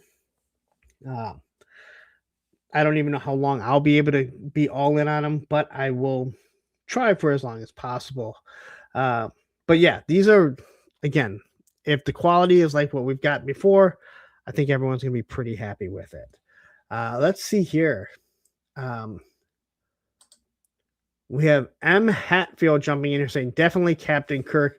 Oh, yeah. Like, I saw it and I'm like, that looks like William. Quickly, Deadman says, gotta go hang with the wife. Thank you, Punk. So quickly, before we do this, I'll say it one last time. Toymerks is his YouTube channel. I was on with him. I was on with him on Oz's. Head on over there, hit the subscribe. I started off at 320 today. I posted this a couple times. He's now sitting at 326. Seemed like a really good guy, or else I wouldn't promote. And I always tell people, you know what? You don't go in people's chats and promote it. When someone likes you, they will promote their shit for you. So please head on over there and give him a like. See what he's all about. Again, that's what this whole community is supposed to be about, helping out each other, not trying to one-up. As long as you guys don't one-up me, we're good. Take care, man. Andrew Taylor saying, this body is meant to be Adventure Team Commander, head from the General. Yeah, that's, and this is what they're doing.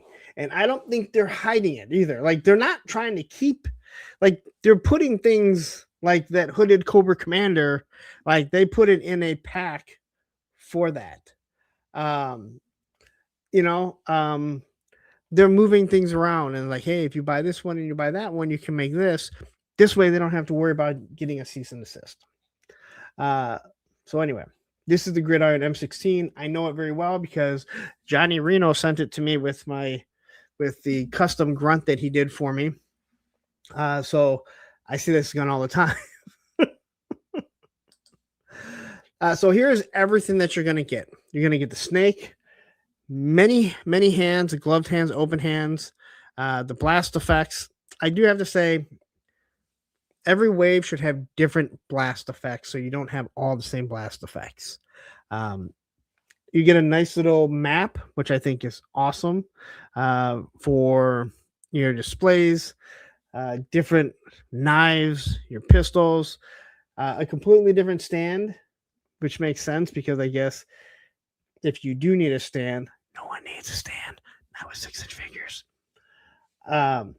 You don't want a tombstone. I do like the tombstone stands for Operation Monster Force only because, like I mentioned, they can be used for just backdrops. But every single season should have a different style of tombstone. So, SCS Dog saying, "What? No phaser or tricorder?" No, that will probably be in another set of figures that they do that look nothing like this. But yeah. But you are right with the generals. Yes, they have swapped things around.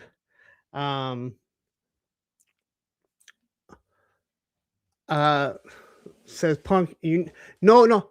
First off, no. You're wrong. Said Punk. Punk. Your Colossus needed this. First off, you are wrong because I'll show you right now. You see this? Look at this. Hold on, I'm gonna make this fucking big. I'm gonna show you guys how much you don't need fucking stands. All right, I'll let you in on. Look, there's Colossus standing on one leg, 1 foot, like as he's holding his other foot. Colossus was right here, and I bumped him. He wasn't even standing up. So I gotta disagree here, MC.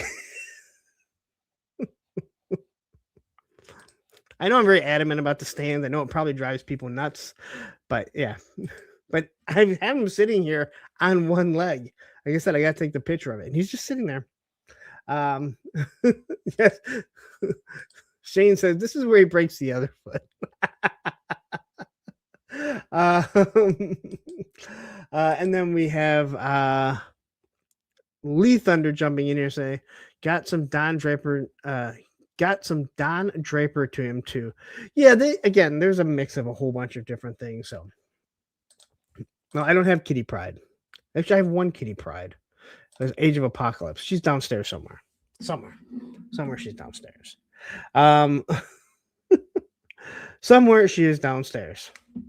Oh, okay. So Matthew sent me over that it's also, what is it, James Bond? The other head sculpt? I can see it. Anyway, if you want this, it's up for pre-order. But let's get into some G.I. Joe. This is the bread and butter. I don't know what that means.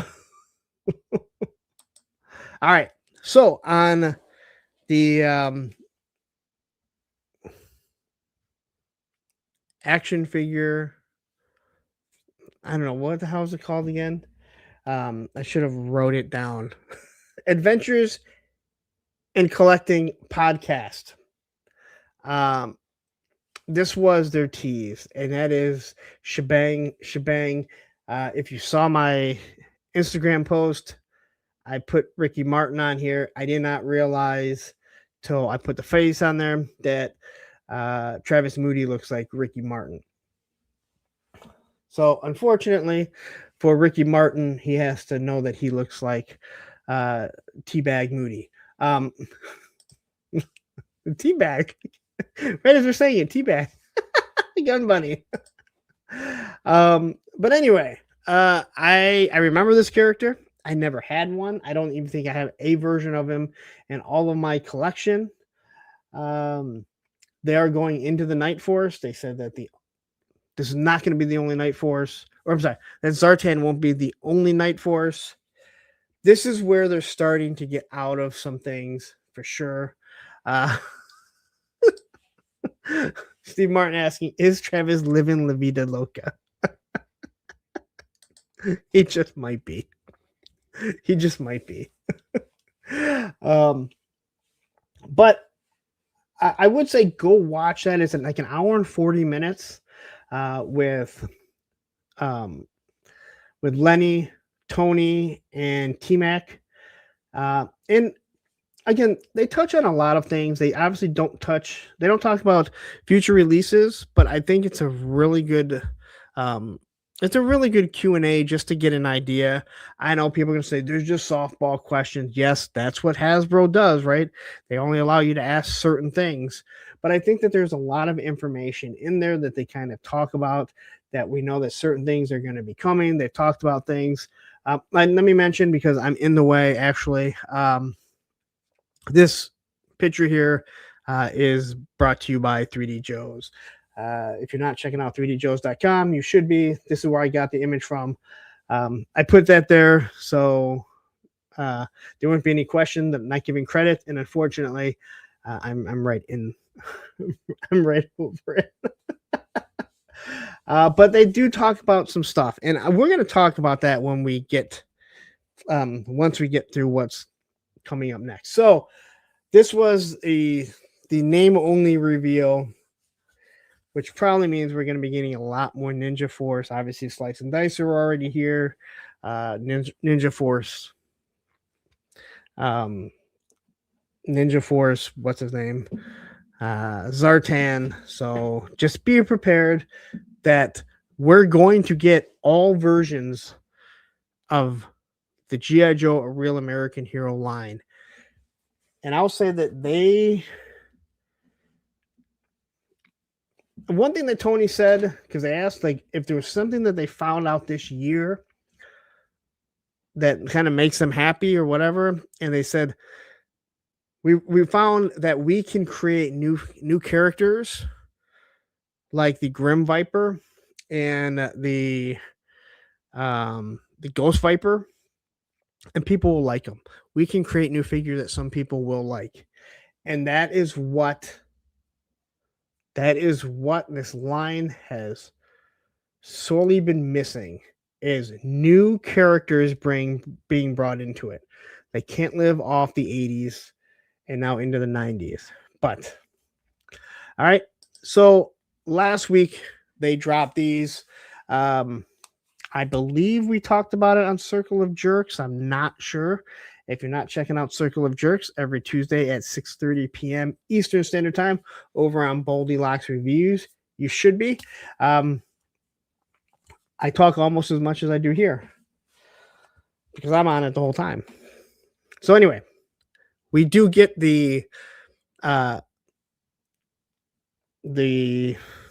Saw Viper, the Arctic Saw Viper, all the same weapons, but then they gave him the wolf pelt, and then the wolf cover. Lenny does talk about this, and he said that we were looking at it, and Tony made sure to tell people you have to take off the guard, right? When you take off the guard, then you can actually put the pelt on it and everything, and it does fit. He said it does fit over their helmets. All right. So just before people start flipping out, they did say that it definitely does. It does fit. But this was, they kind of just threw that in there. No, they hinted on this when they dropped the Arctic Hiss. You know, get some Arctic Saw Vipers. So that's what you're going to get right here. People are already mad that they've taken the Night Viper and they've already made him into the Drift Viper. They talked about it being the Drift Viper because of snow drifts, not that he drifts in cars and everything. People are really stoked on this. I like it. There's other people that are already mad. You know, we discussed, you know what? Maybe we didn't talk about it on the Circle of Jerks. Maybe it was that we talked about it on Punk's Pit, the channel members only, because it didn't drop till either Thursday or Friday. So, I like this. I know a lot of people think, oh, they're kind of muted, but they're supposed to be they're in the winter. They're in the Arctic. I mean, I guess some people like to have minty green, and that's fine. If you want minty green to, showcase where you're at in the snow, then so be it. But people are mad that, hey, you know what? This figure hasn't even come out and they're already doing a repaint. Well, it's probably because they got the molds going already, and all they got to do is say, hey, you know what? Let's do a different color and we're good to go. But yeah, no, the pelt is not soft goods. It is a hard plastic. So it just kind of sits over it. To top it off, there's a peg on the back so you can peg the fucking backpack into it, which is stupid. I know I'm never going to do it, but technically there is a peg on the back so you can peg the backpack onto it. I'm not a huge fan of that. Again, you kind of do whatever you want. I'm excited for this. And it's kind of funny. They made some comments about like if this guy was in the snow, you wouldn't notice him. I think that's the whole point. Now, I don't know why they say about this guy, but they didn't really say it about him. They're all both the same color, but they do have that red, and the red optics there is clearly supposed to be like the visor that is supposed to stop that sunlight from coming in. Sunlight is so radiated on snow that it's very blinding. That's why these guys all need some sort of visor so they can see, or have sunglasses, whatever. But anyway, I think this one looks pretty damn badass. I have no problem with it. I think the Night Viper is an awesome figure from the O-Ring. So just to do this. And then we have the Arctic Steel Brigade. No, Steel Corps. I don't want to get cease and desist calling it Steel Brigade. As you can see, this is just the Big Ben mold, except for the head, which gives a Steel Corps head. They lose the bandolier, but he has all the exact same weapons: the machine pistol, the double-barreled AR, and the 249, I believe is what it is, along with the gas mask. This looks awesome. This looks awesome. Now, something that was told to me was that there was going to be some sort of like fire team. And then Destro's My Spirit Animal talked about there being a 3-pack. And then it was confirmed on the show that I still can't remember. Adventures in Collecting. That this is a 3-pack. So this is going to be like the first 3-pack where they mix and match good and bad guys. It makes sense. The problem is, and this is something that I will constantly say over and over and over, yes, I will buy it because I'm a sucker like this. If it is a 2-pack or a 3-pack, it should cost less than that many figures. That's the whole reason why we go to Costco and Sam's Club, is to buy in bulk because we get more. But for some odd reason, when it comes to the G.I. Joe team, and this I think is a Hasbro thing, they charge you more for 2 figures, and they throw in a bunch of accessories that I don't really care for because I have the accessories. Tim H jumping in here saying 3-pack, correct? Yes.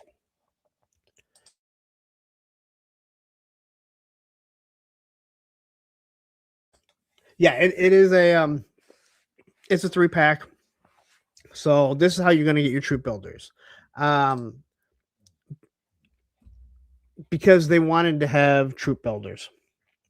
So rather than do an Arctic Ben, which they know they can sell, now you are correct. They could have just given you the Arctic Ben head, and then you say, hey, you know what? You're going to get an actual character. But then people would look at it and go, oh, then all these other characters look just like Big Ben.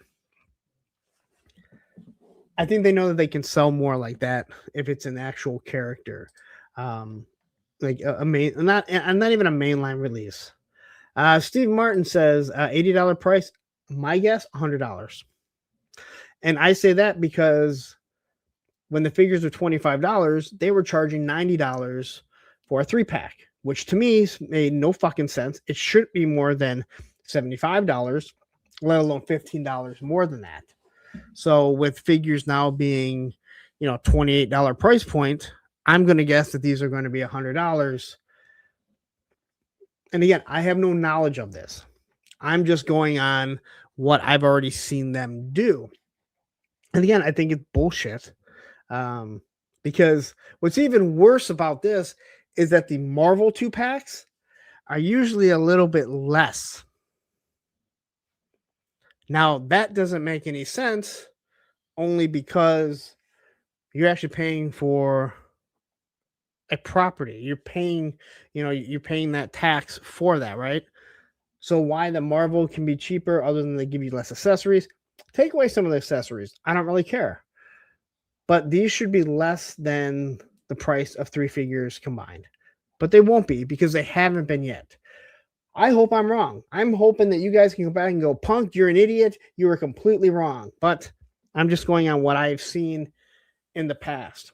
But yes, this is confirmed to be a 3-pack. I actually brought it up, I think, on Punk's Pit. And a few people might have said, like, no, I don't think that's going to be it.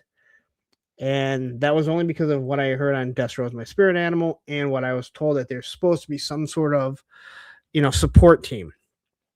This makes sense because my guess is that they want the Hiss and the Snowcat to be coming out around the same time. And remember, that Snowcat we've already paid for. So they don't have to justify saying, oh, 2 big items coming around at the same time. People are going to want it for the photography in the snow next winter. So now Sean Foster saying, shame we didn't get either single or 2-packs, one Cobra and one Joe, make a female steel core like my troops even.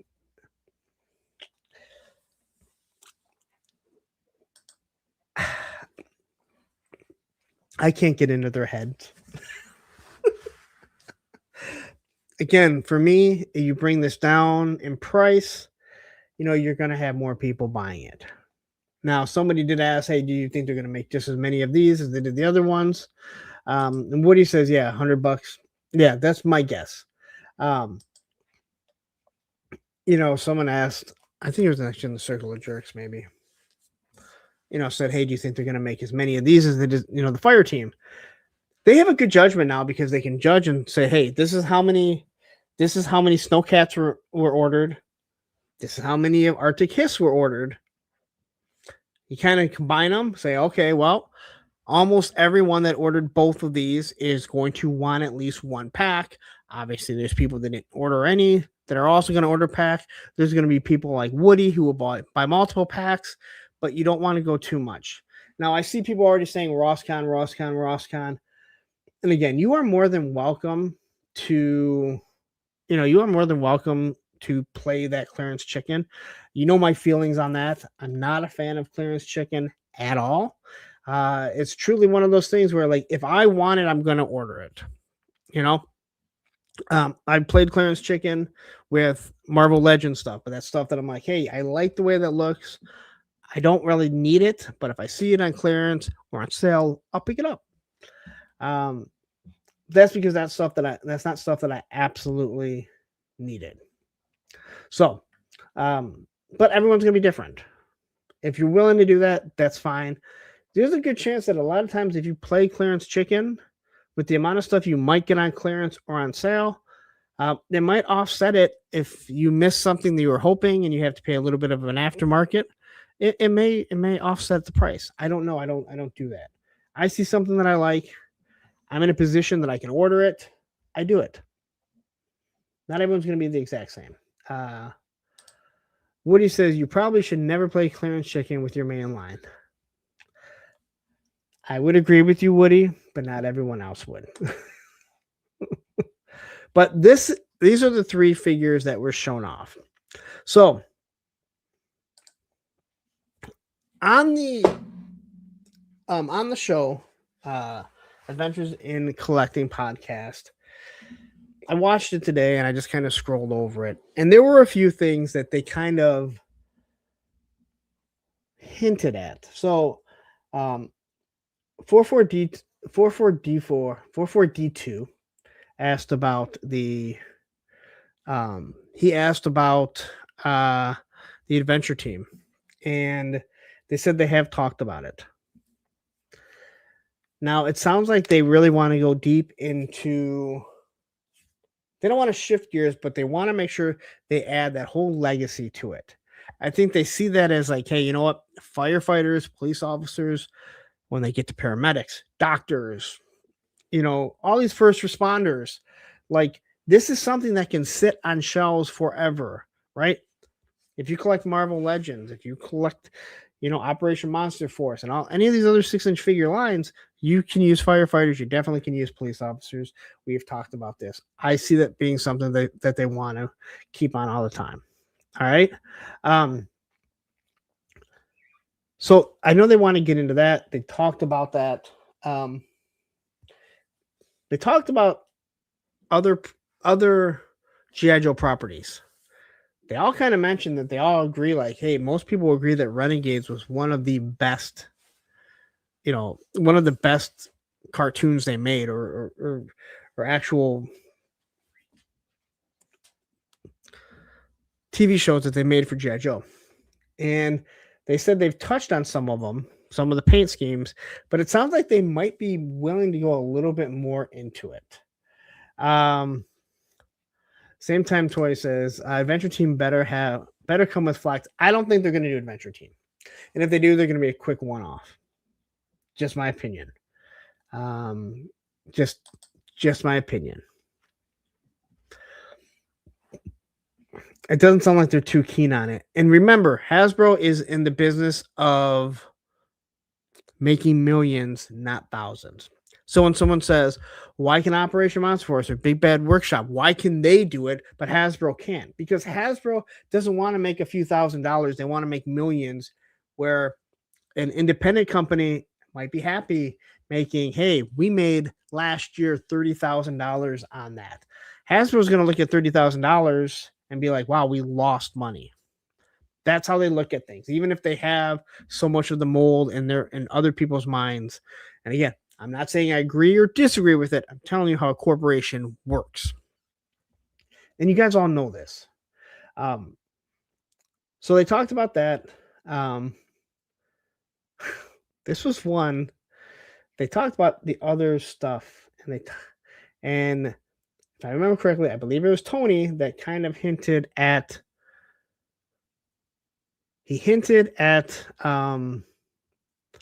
environmental.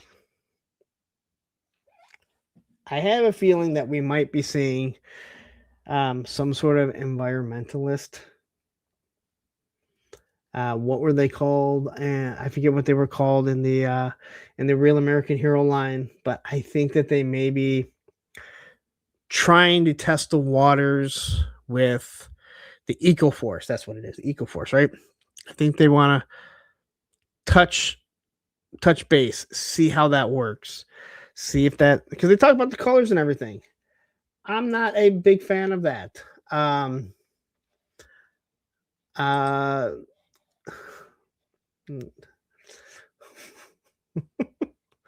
Same Time Toy says, good to hear. So no dinosaurs. Thank the makers. No.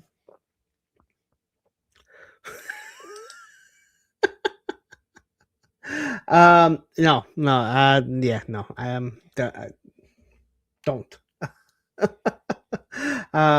Plastic Battles here says hostile environment, maybe. Yeah, again, they kind of they touched on that type of stuff, so I think it's kind of confirmed that maybe we're going to get some sort of eco warrior. And if you look at the classified, they found a way to make things work. Right? You can say whatever you want about it. They found a way to make certain things work. So, Unboxing Art says, nope, all these shows reveals are ass. I don't know what you mean. I mean, you may not like them, but a lot of people do. Paul says there's a big hole in 1985. Do you mean like the aircraft carrier?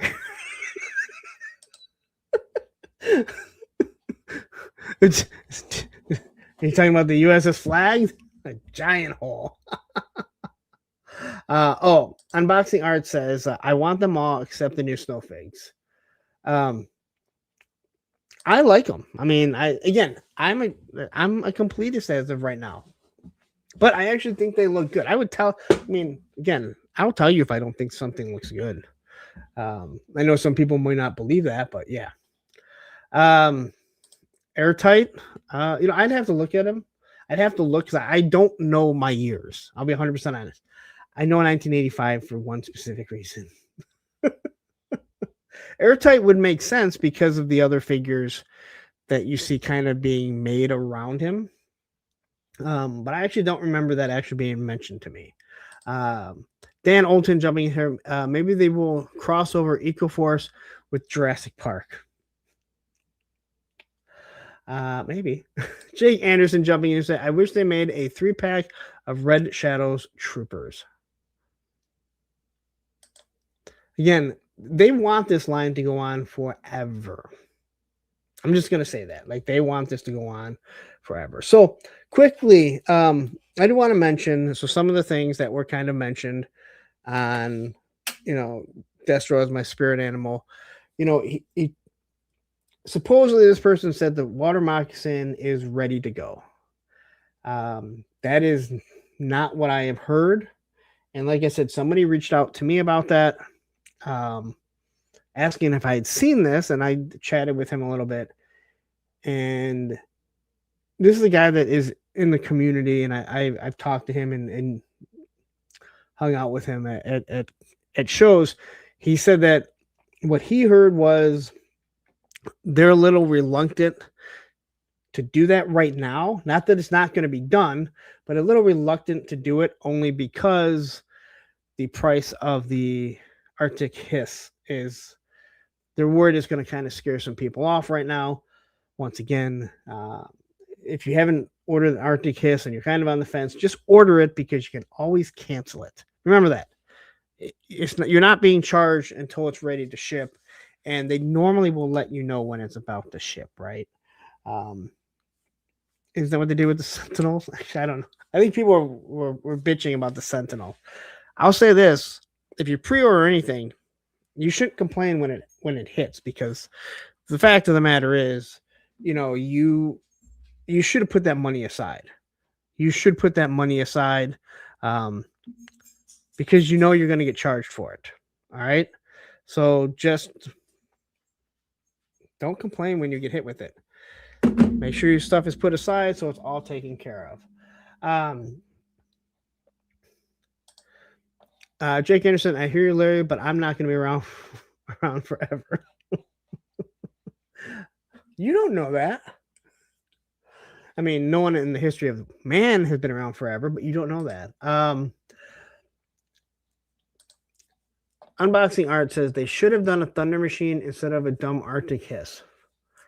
Again, that doesn't have they needed a foil to the Snowcat. The tooling is already done, despite what I feel that they shouldn't use that tooling again because we paid for it. We knew they were going to. And when it comes to the Thunder Machine, which I do believe that we will get, that is too iconic. Too many people want it. And Lenny loves his Dreadnoks. But yeah, eventually we'll get it. Now, will it be a HasLab? Will it be a made to order? Who knows? I still think that it could make a really good HasLab if you did it properly. J. Jetman says, is the water moccasin too small for HasLab? Yes, way too small. I mean, in all honesty, even though it would have more detail than the Fortnite boat, it'd be about the same size as the Fortnite boat. Might be a little bit longer, but roughly the same length and width. Again, it will have more detail. It will have more detail, but it is way too small to be a HasLab for what they want. And especially at this point, you need to start looking at the HasLabs as true dream projects. When you see how big the Dragonfly is, when you see how big the Rattler is, yeah, you don't want something that big. HasLab, I have 3 stars here. He'll love hearing this. The more I would be a HasLab worthy scale, but you're not going to do that till you get, the whale. I've said that. All right. So the swamp skier, we know is coming.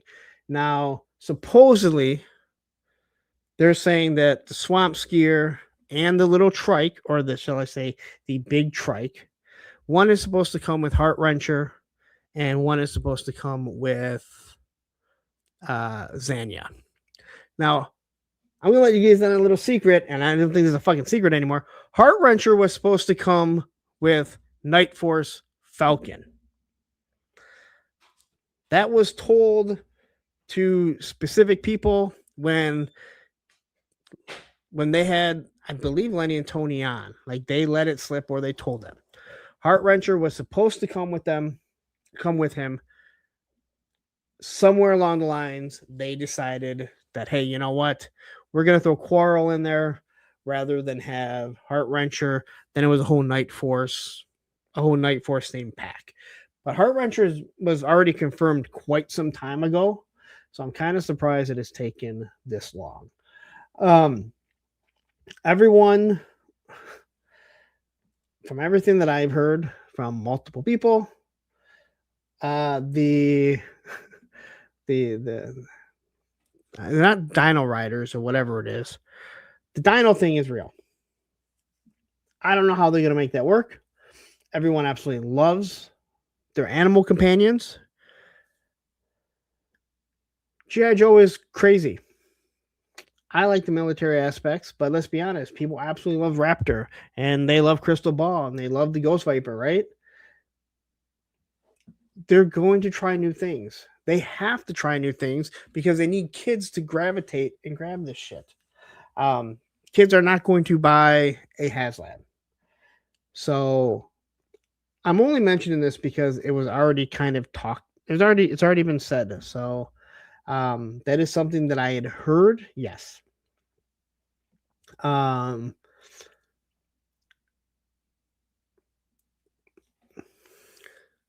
They talked about there being a retrocarded Wild Bill and Firefly. I would say look at Super 7 and what they've done. Right? There's also a fatal thing. Super 7 also did it. I think there you have somebody that is testing the waters for them. And even though maybe not everyone is buying it, right? They have their ear, I'd say the ear to the ground, but technically they're watching these forums and people are going, oh my God, I would buy a Fatal Fluffy in classified form in a heartbeat. Well, this is where you get these ideas. Hey, you know what? Maybe we can do something like this. So I would say look at what Super 7 is doing and the stuff that Destro had talked about. I would kind of maybe go along those lines and be like, all right, well, that seems to jive with it all, right? It's hard to say because, again, I can go back to the whole Heart Wrencher thing, and I can go back to the whole Heart Wrencher thing and be like, hey, she was supposed to come out over a year ago. Can you go see one of the other people in this house and ask them to let you out? Yeah, go see someone else. Go see someone else. Go. All right, hold on. Here, let me hit mute so I can yell for one of the children. While I'm doing that, how about we just do, where is it really quickly, so I can yell at my kids because, they don't hear him. Fired? Have you recently lost your job with a major toy manufacturer? Tariffs got you down? You may be entitled to sharing your story on a major media streaming outlet. We want you to dish the dirt. Call Circle of Jerks at 900-555-0979. We will exploit you for our personal gain. That number again is 900-555-0979. Circle of Jerks. Every client gets a cookie. All right. So again, I want you guys to understand. I could have done a whole video on this a while back. The person that told me said, please, you're not say anything. But now that it's already out there, I'll kind of say things that I've heard. Now, the one thing that I did not hear about was Destro mentioned a desert team. I didn't hear anything about that, but I can go back over a year ago, and a friend of mine who also has told me many things in the past said there's a reason why they made a desert Snake Eyes, and that you should probably look for some desert themed characters. Now, that was well over a year ago. We're kind of, desert. Well, not desert. Destro's my spirit animal. Talked about that. That's one of those things where, like, I haven't recently heard about it, but it definitely makes sense. Why would you do a desert Snake Eyes? Not because you need a Snake Eyes, but because you were planning on going down that route. So I would say that is probably something that is likely to happen, but how much you're going to get, how long is it going to take? That'll be, that's the big question. 3-star draw jumping in here. I'm trying to I didn't write down all the things that he talked about. Again, the whole Heart Wrencher, again, I knew the Heart Wrencher. Zanya only makes sense, but again, you have the Swamp Skier. Everyone thought at first glance that they were showcasing that was going to be the Polar Battle Bear, but if you look at it, the way the nose is on that ski, it is dragging. It is from behind, which means if you look at it quickly, that is a Swamp Skier. I don't know why you would put Zanya or Heart Wrencher with the Swamp Skier. I don't know why you would put that with it. But you would want, like, in my opinion, you would want some sort of Swamp Viper. But if you're going to throw a Swamp Viper in with the Water Moccasin, well, then you have to make something different. No one wants to army build a bunch of Zanyas. But if you have a Swamp Viper, then you can do that and get away with it, right? You just throw it to the side, or throw it to the side. You have more Vipers, more army builders, whatever.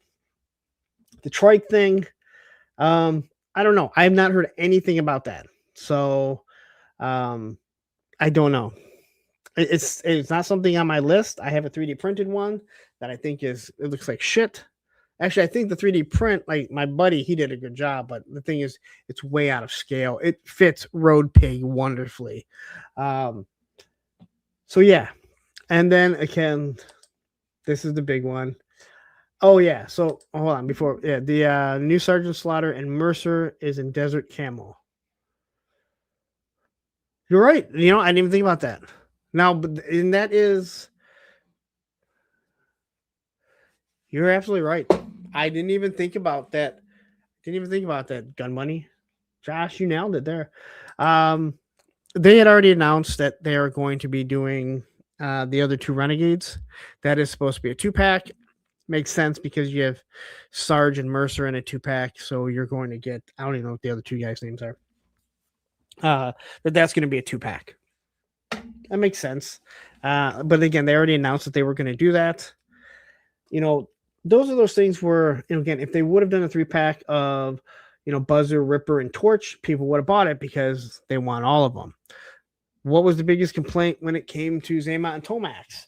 That was, the biggest complaint was, why would you do 2? Like, you're gonna buy both of them, and somewhere little Johnny got Zaymot and doesn't have Tomax because Grandma didn't know, and then he couldn't find the other one. So,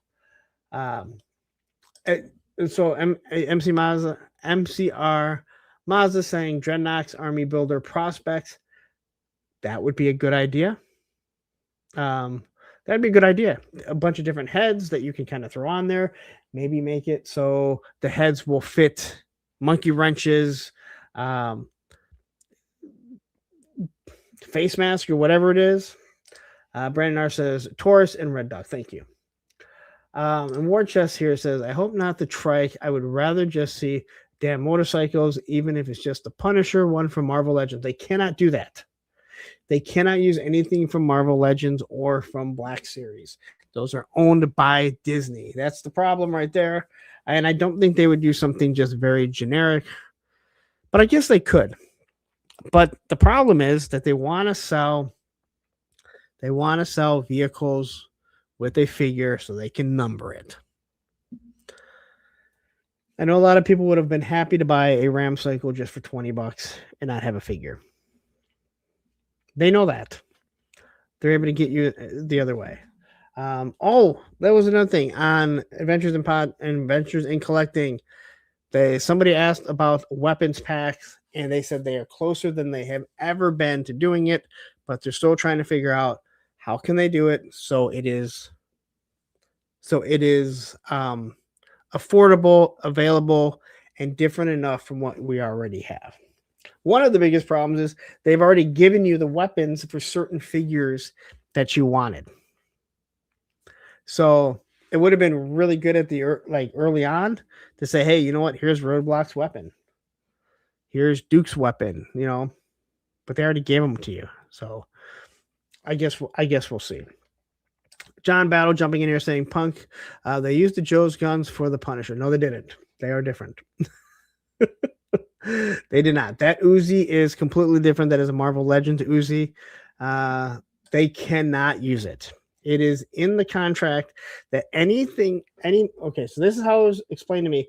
Everything in that contract for Black Series and Marvel Legends, if they are to leave, they get those molds. So if you look at that new Apocalypse, they have very, very, very similar blast effects. But if you notice, there's rocks around it. The only reason why you put rocks around it is because it is a completely different mold that now Disney would own if they were to ever leave. Yeah. You can look at all that stuff. Yes. Have you done the one-on-one with, you can look at it, it's bigger. I mean, I know it for a fact. I know it for a fact. I've looked at it. It is completely different. You cannot put the suppressor or anything on the Marvel Legends one. It is, they're night and day. They look the same, but they're different sizes and everything. Their scale is completely different. Pop Blender jumping in here saying, member for 25 months. That's over 2 fucking years. Can you believe that shit? Fucking Phil Collins. Poor Phil Collins. Clint Jorgensen, member for 19 months saying, best 19 months of my life.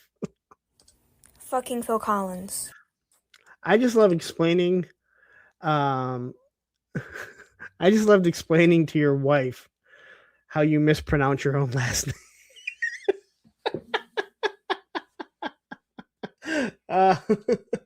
And look, Plastic Battles here saying it's definitely not the same.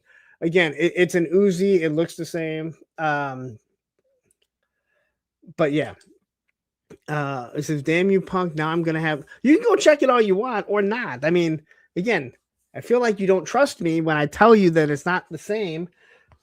But it's not the same. So, if so, we could have eased... And look, right here, like this is the M16 that came with the Punisher 2-pack, right? They just happen to have it right over here. This is the M16 that came with it. They could have just done this for Grunt rather than put the scope on it. They did that for a reason. They had to mold their own. Why make the exact same? But you can go do it, and then you can come back and be like, oh my God, you're absolutely correct. And as soon as you look at them, you'll be like, oh wow, it's noticeably bigger. James Lucas jumping in here, a member for 25 months also. Fucking Phil Collins. I wonder what my daughter thinks when she's sitting in her room and she just hears her voice being played. But yeah. So all right. I'm trying to think of what else. He talked about a lot of other things. And I can't really speak on all that. And I've heard a few other things. The big one, the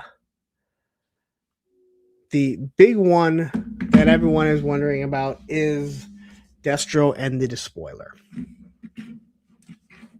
And all I have to say is they have Iron Grenadiers. They did Iron Grenadier bats. They haven't done Destro since the early phases of this line. The last one they did was the Walmart retro card where he had the stupid painted on eyebrows, which I still don't understand.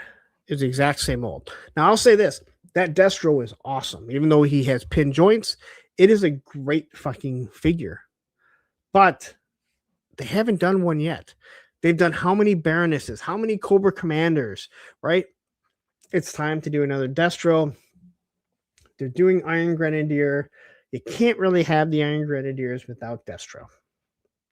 Jeremy Kimberlin jumping in here saying Hasbro can use G.I. Joe wherever. Hasbro can use G.I. Joe wherever as they own it, but anything contractually licensed cannot be used anywhere. That's why Apocalypse comes with Scrap Iron's blast effects. It doesn't come with Scrap Iron's blast effects. It comes with the mold with other things added to it. It is different. And there is a reason for that. They are different molds. All right. So yeah. Stanley, all I'm saying is, again, go look at the Super 7. And let's see, Hyperdelic jumping. I haven't seen you in a while. What up, Punk? Merry Christmas, brother. Thank you. Merry Christmas to you and yours. Okay, so the big one. I'm trying to think. He had other things that he talked about. I don't know if I remember all the other ones. Okay. The big one is Destro and the Despoiler. Like I said, I've been waiting on Destro. I haven't had one in a while. Lots of Cobra Commanders. Hell, we just got a new Major Blood. There's only been one mold of him. I would say that Destro is a sure thing. The idea of a shield with the sword going through it, I would say that Dark Lawn has a sword. Dark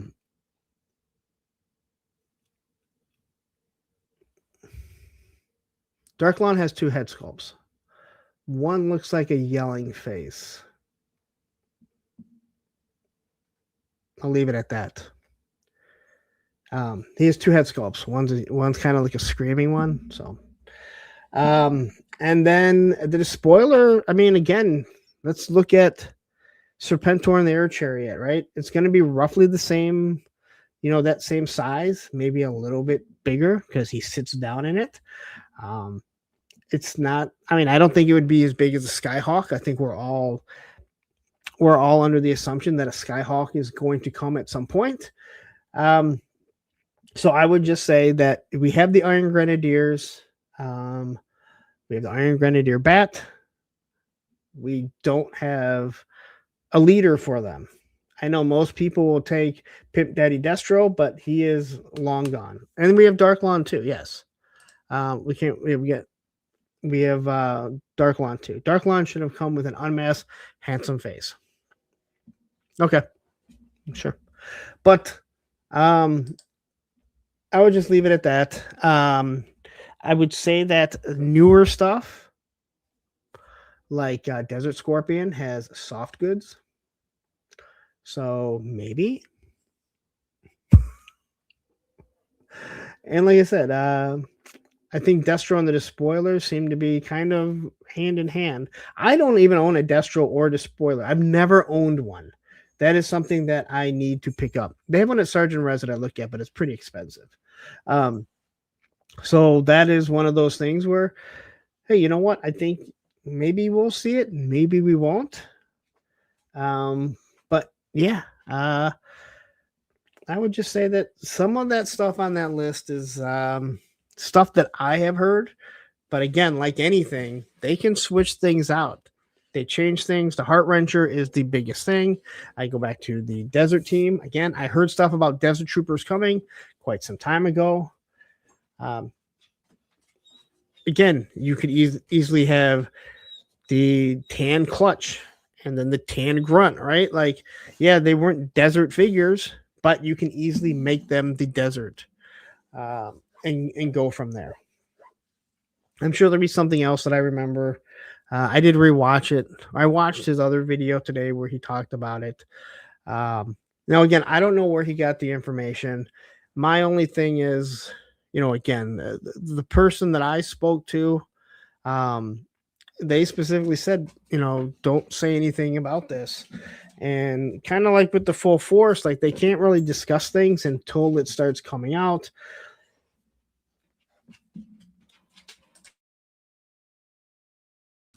They can't really just discuss things till everything starts coming out.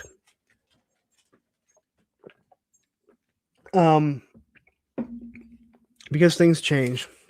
Now, again, I'm not going to run out. I could have easily made a video, to get 20,000 views. I'm not. I would rather be fed information because someone trusts me that I'm not going to run out and try and make my live stream. There's other people that they're going to run out there and they're going to tell you, hey, there's not a HasLab this year, and this is going to be made to order. Like, there's other people that are going to grab the news and say, hey, you know what, my sources are telling me. My sources are someone or different people, because I have multiple people that will talk to me that will say, hey, you know what, this is what I've heard. This is what I've heard. You hold on to it until you hear more than a couple people discuss it, and then you can be like, well, this is this type of stuff that I've heard. Destro kind of showing off. He showed off the email correspondence with the names redacted on it. Shows that multiple people have been fed this information. Where does it come from? Who really fucking knows? But also when you look at a lot of the stuff, a lot of it just makes sense. If I am correct, I believe Destro won't be the only Iron Grenadier coming this year. But if anyone else remembers who Destro talked about, I can kind of say, but again, those were the big ones that I just kind of remember talking about. Again, will we get a Star-Lord with a Raptor? I don't know.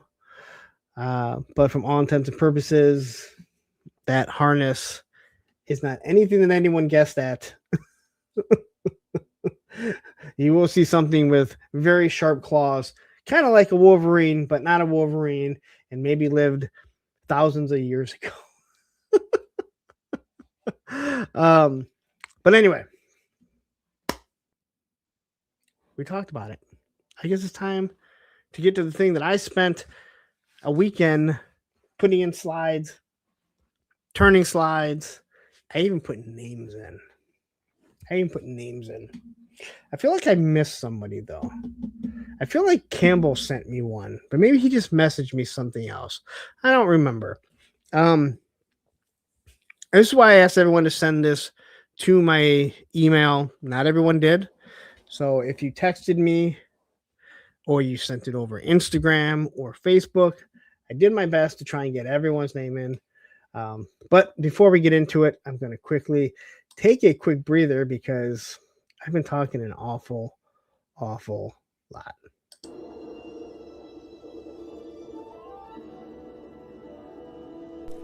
Idiots! Incompetent buffoons! What is it now, Commander? Consummate morons, incapable of coherent thought! Are you watching that show again? Yes. Why didn't you just watch Pop Blender and Matthew's discussions, news, reviews before the show came out?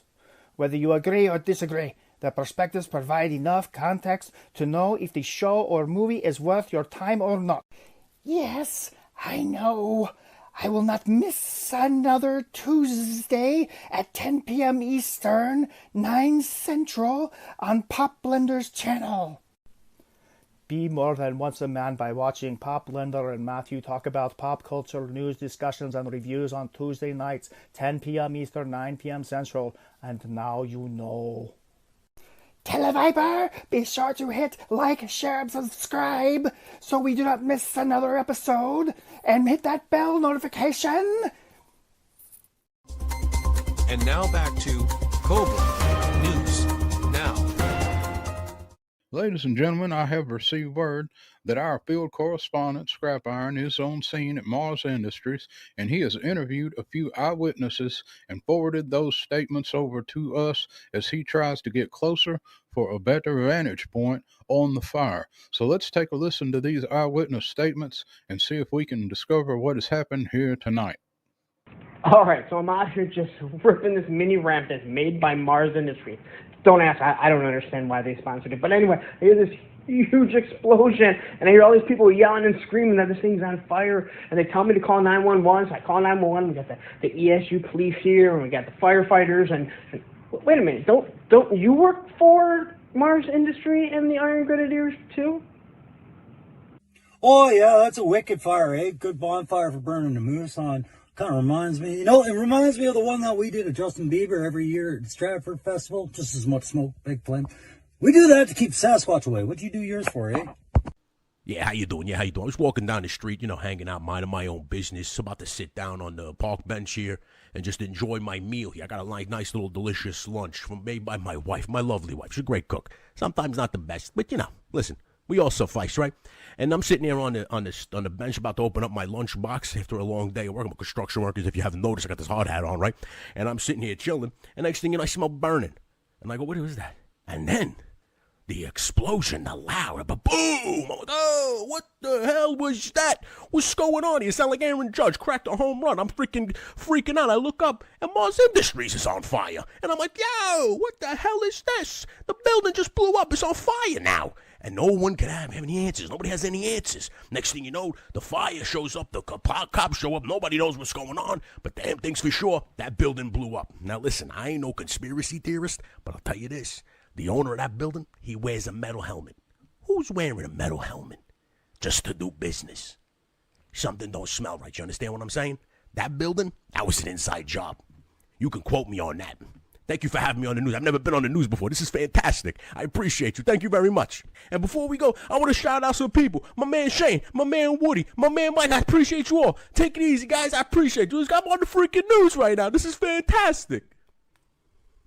Well, that was certainly something. So let's see if we can check back in with Scrap Iron and see if he's been able to locate Destro or the Baroness, find out the cause of this fire. Over to you, Scrap Iron. Scrap Iron. Scrap, are you there? Looks like we might be having some technical difficulties, and oh my God. Oh, I'm going to have to go over there now.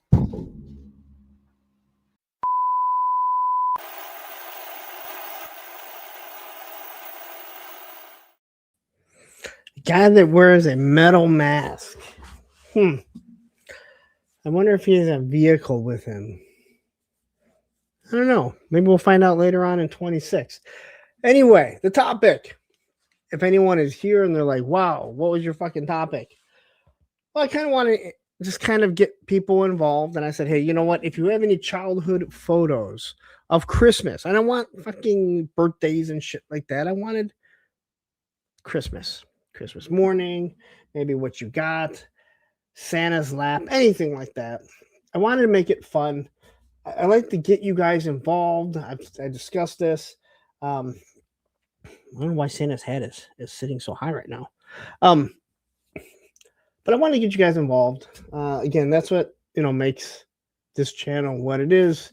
You guys seriously being part of this. So let's not waste any more time because I know you guys are waiting. And we'll quickly start off with what I guys showed you. And this was me, and I totally forgot about this picture. Me receiving the water moccasin at a family function. You can see my cousin Jeff behind my sister. He does not look he doesn't look too thrilled. He doesn't seem to be as happy as I am that I got the water moccasin, but he's probably over 10 years older than I no one else seems all that enthused. I clearly was pretty happy to get the water moccasin. I may have mentioned before, I had a lot of stuff. The reason why I found this picture was because I was looking for this. So I've told the story before. Christmas morning, 1985. This is what I got. This is what the shipwreck stories led to when I went down the stairs. I have to say, just looking at the picture and the size of that box it's just fucking enormous. Okay, so did your family celebrate Christmas on Christmas Eve or Christmas Day? So what they initially did was they all used to do it on Christmas. And then it became a huge problem because there are 7 kids. My dad has 5 brothers, 1 sister. So you're talking about 7 kids altogether. What they decided to do was they decided to start doing it on the 26th of every year. Because they all worked for the auto industry, so they were all off for 2 weeks. What became a problem was once the grandkids started getting older and got jobs, they all couldn't be off on the day after. So it originally started, it was never Christmas Eve, it was always Christmas. Then they switched to the day after. Mython the Python jumping in here saying, "What up, mother trucker? Just got home from work and opened the stream to a new in-box flag." Yes. Yep. So this is mine from my childhood. This is what I looked for, and I didn't find it. And then, oddly enough, at our Christmas party, I was looking for another picture, and I came across it, and I threw it in my favorites. Action figure Atorium. The 26th is Boxing Day. Brilliant. So yeah, this is what I looked for. 44D2 made a comment about a sweet ass fireplace in the back. Quick story about that. I know. I never have a quick story. My grandfather was paralyzed. He was a plumber. He was paralyzed 6 months after I was born. An actual I-beam fell and hit him on the head. Left him paraplegic. He was actually like in a ditch working.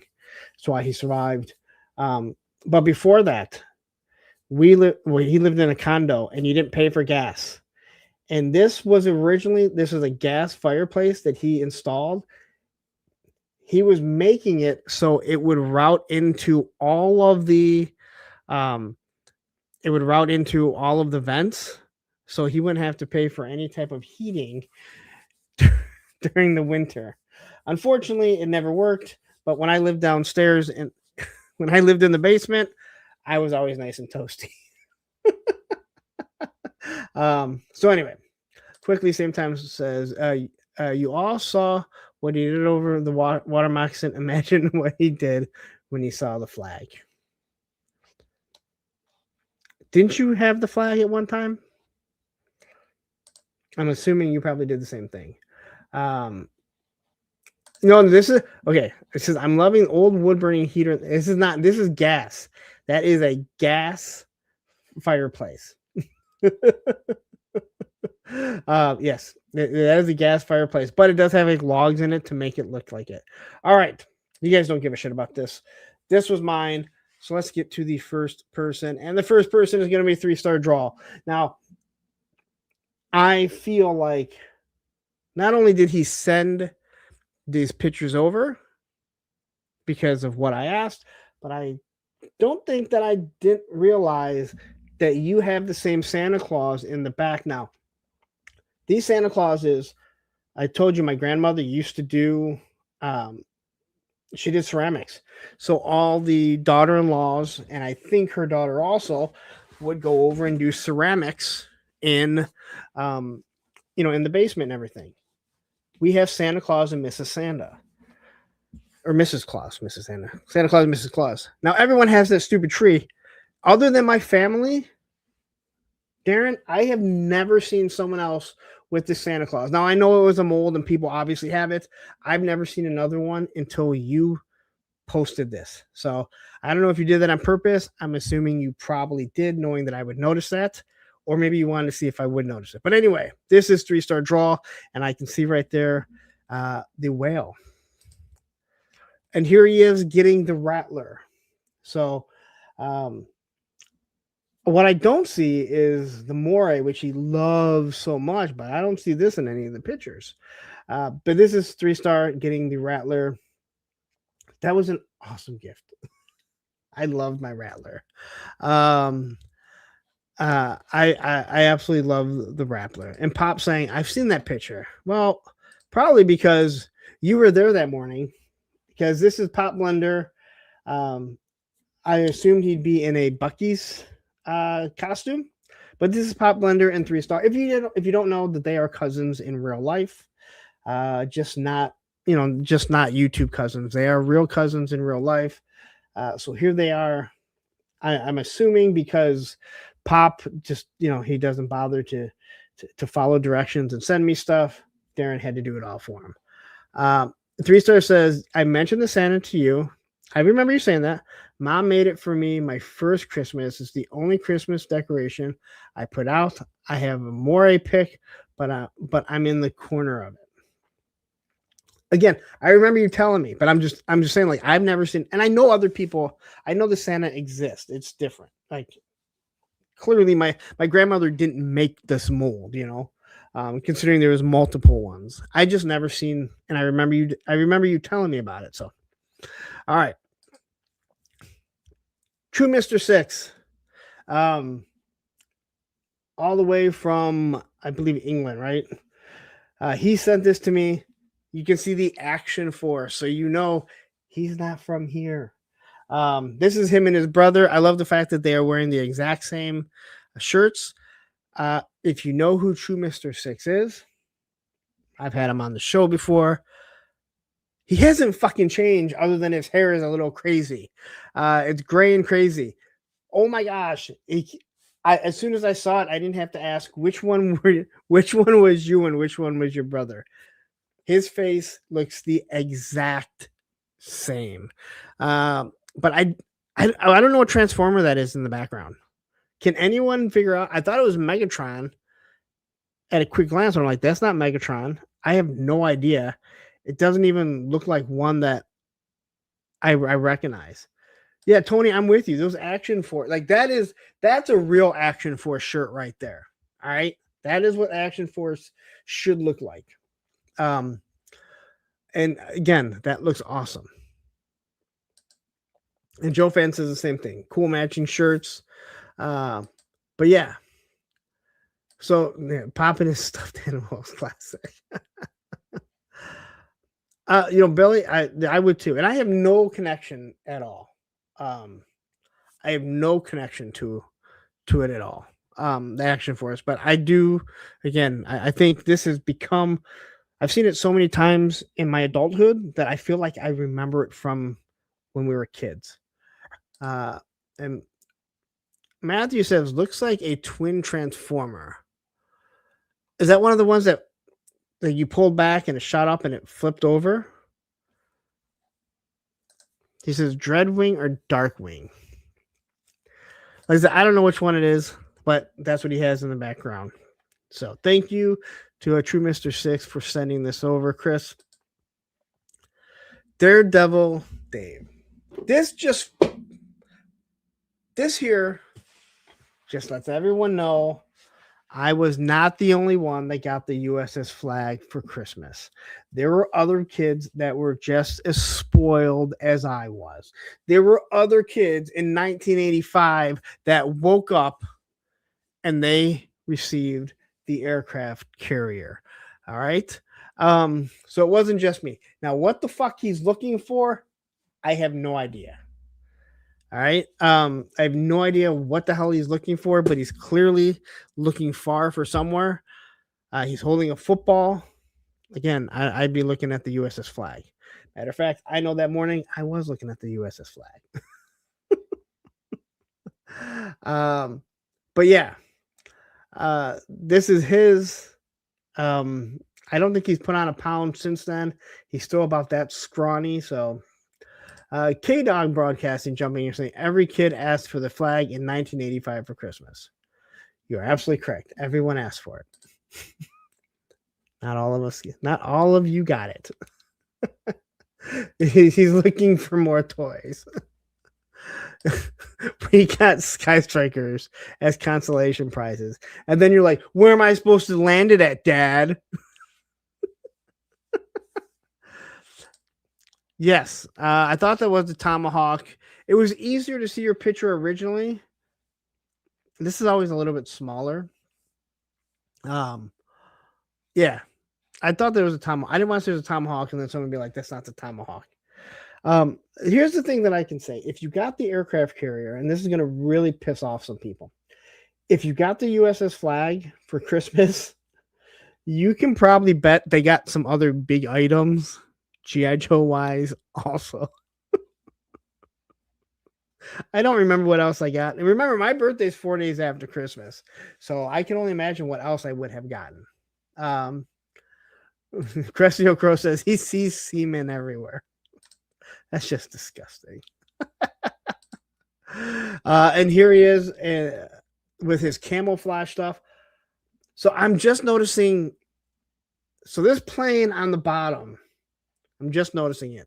Is that one of those like $5 planes that was like super cheap plastic, but fit perfectly for your G.I. Joes? Triple D says, Dave says, I got 4 shipwrecks too. I pale in comparisons. Oh, Mython, believe me, I noticed many of these couches and many of the stuff in the background as I was looking through these pictures.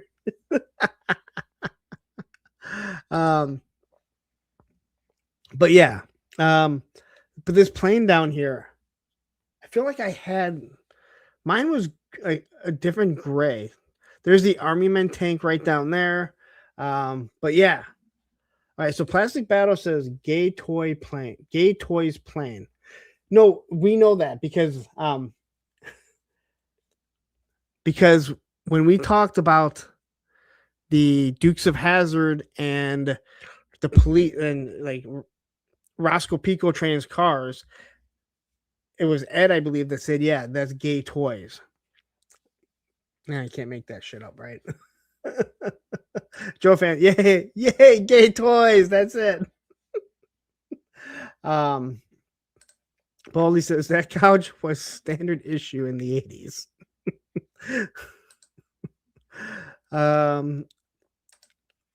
And then we have our moderator, Action Figs.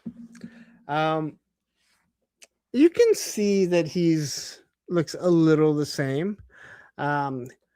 I do not remember this Eagle Force thing here in the back. I remember Eagle Force. Those figures were also known as weapons. Who was it that told the story? Who told the story? I think it was on Punk's Pit. We were talking about it. And said, I hated those things because I was once walking with one of those Eagle Force figures and it was winter and it fell in like a foot of snow and I could never find it because they were so heavy. They weren't going to land on top of it. They went right down to the bottom. You're probably watching right now. Whoever it was, please speak up. I don't remember an Eagle Force base or anything like that. I just remember the figures. I don't know what the brick is back there.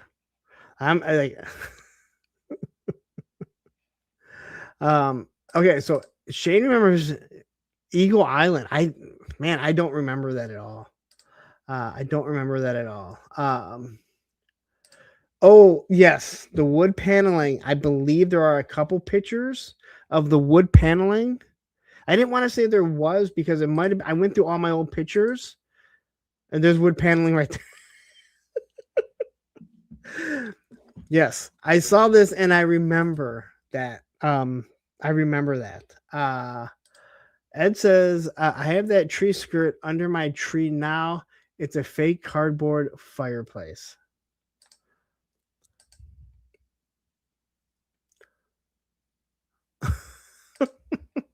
All right, so here's the 12-inch Luke Skywalker.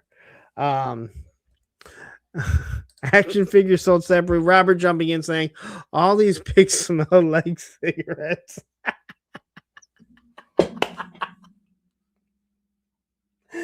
Oh, you're so not wrong. You can just smell it coming through.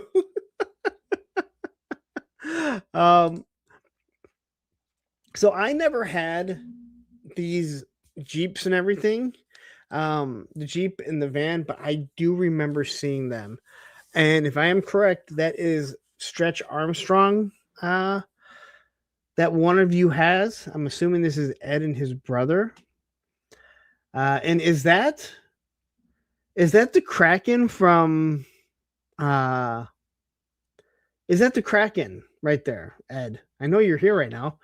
Is that the Kraken from Wrath of the Titans? Right, not Wrath.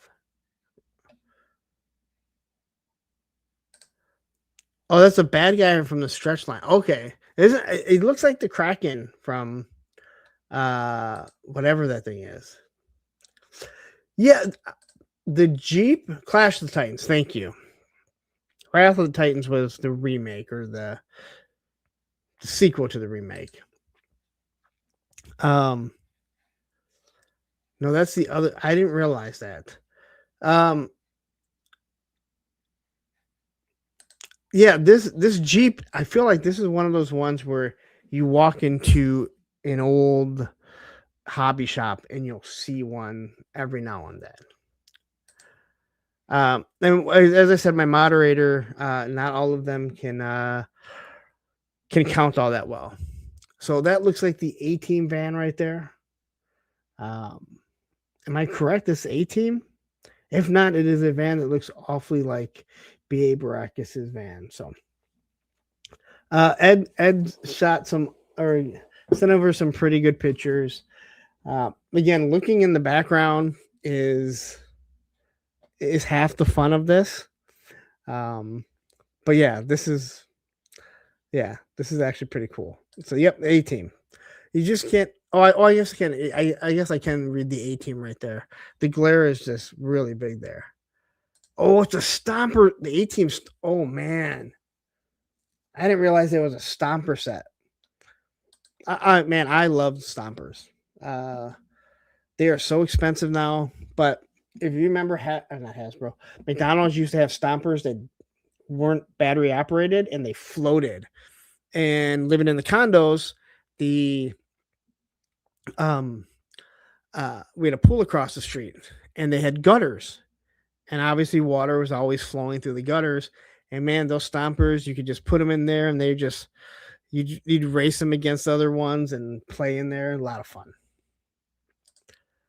U.S. Combat Dojo opening the Cobra Mamba.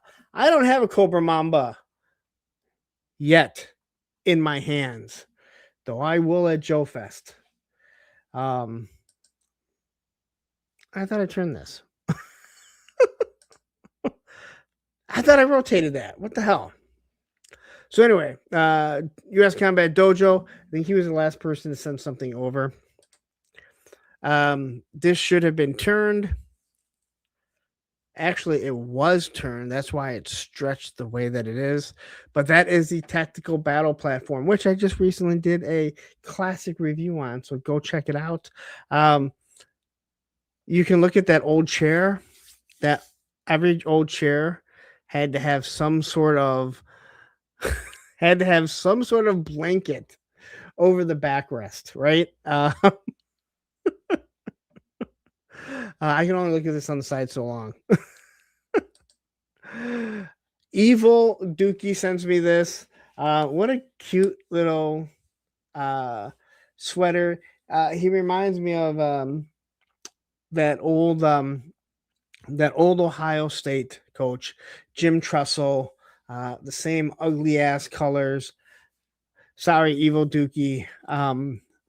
But you have the same colors as Jim Tressel, who I still am not happy with after everything he did to Michigan. But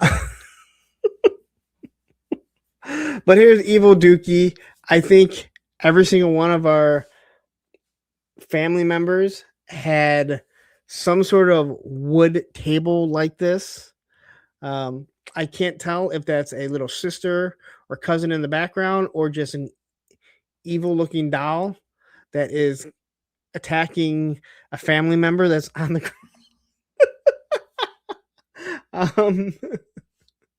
I didn't say he looks evil. I'm talking about the little girl in the background.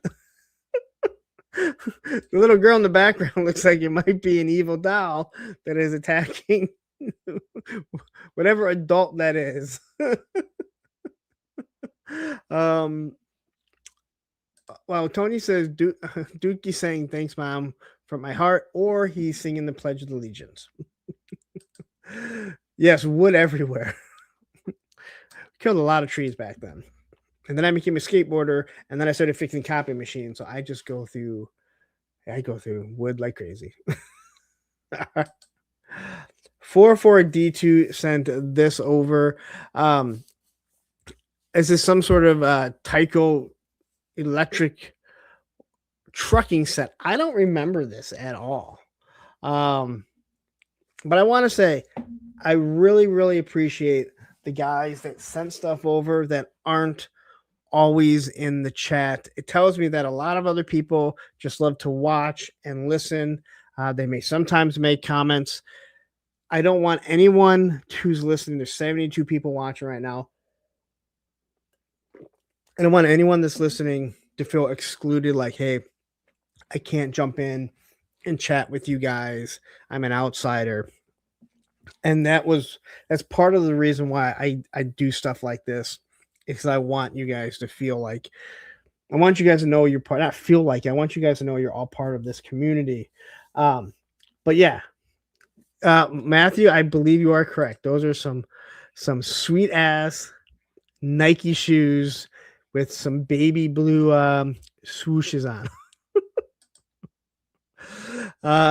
But again, I think looking in the background, you can just tell. And once again, you can kind of smell the smoke on all these pictures. GI Jetman sent this over for the starting lineup. I kind of remember the starting lineup having stuff like this, but I wasn't into sports. But I remember all the starting lineup figures and everything. So GI Jetman sent this over with a big old stadium. I don't know what stadium it is. Obviously, it's hard to see this stuff. Do you remember? It has to be a specific stadium, because they were very essential with like picking what they like what figure and their uniforms and everything like that. So going back to the last pick, those pre-Jordan Nikes are probably worth more than all of our collections.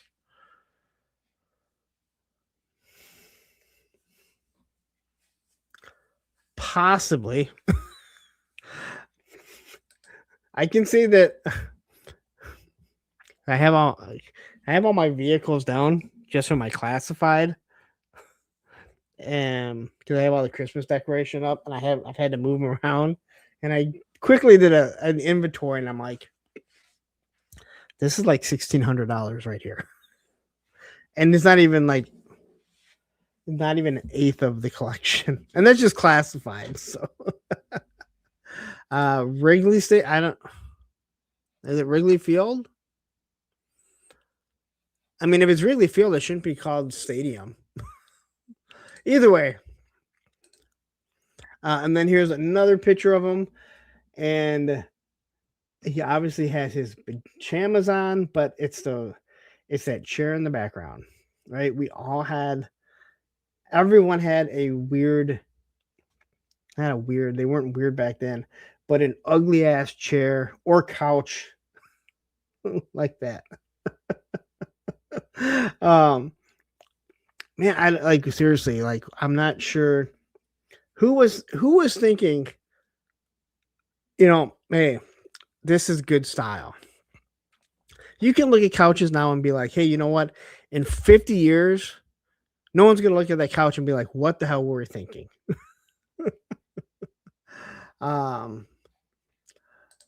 Warchest says some of those low top Nikes in the day were made out of thick leather and lasted forever. Oh, yeah.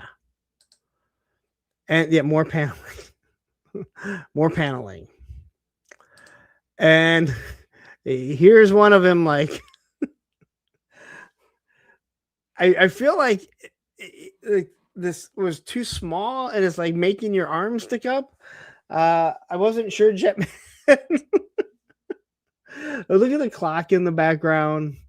This looks like one of those, like, I mean, I'm assuming because, I mean, you collect G.I. Joe, you probably wanted camouflage so you could go and act like you're G.I. Joe. I think we all have. You almost look like, why am I taking this picture? Which I absolutely love. This looks awesome. Yes, Montgomery Ward furniture. Whoa.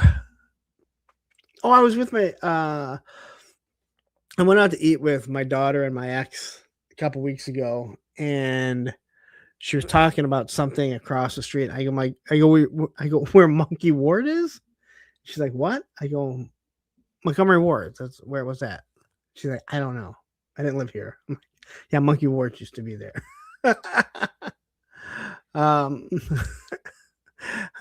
MCR says, yeah, Jetman looks like he's already 6 feet tall back then. I mean, already. All right, here is Baldy Fucks reviews. It was like pulling teeth from this guy. So this asshole here, he said his mom didn't take many pictures. So he's like, I have a picture of me on Santa's lap. I'm like, that's what I'm looking for. This type of shit. So I finally, after like pulling teeth from this guy, can't pull hair because all he has is that stupid fucking beard. He finally sends me this. Him sitting on Santa's lap. The first thing he sent me was this, though. Now, I have no idea whose picture this is.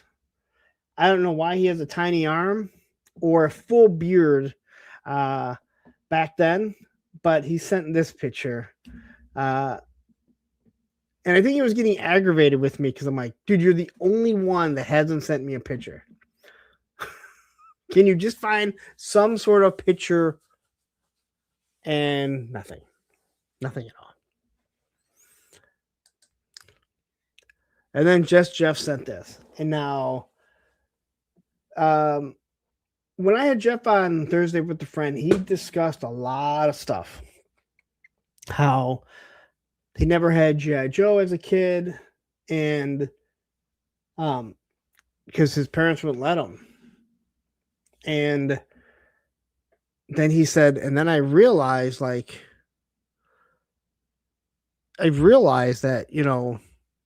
I had this stuff and I just blocked this stuff out of my memory. He sent over a lot of pictures. Now, this is the G.I. Joe helmet. I think we all can remember the G.I. Joe helmet. I don't know why he's wearing a pink onesie, but you are wearing a pink onesie, right? Like, it sure seems like it. But here is the helmet. Now, I had this helmet.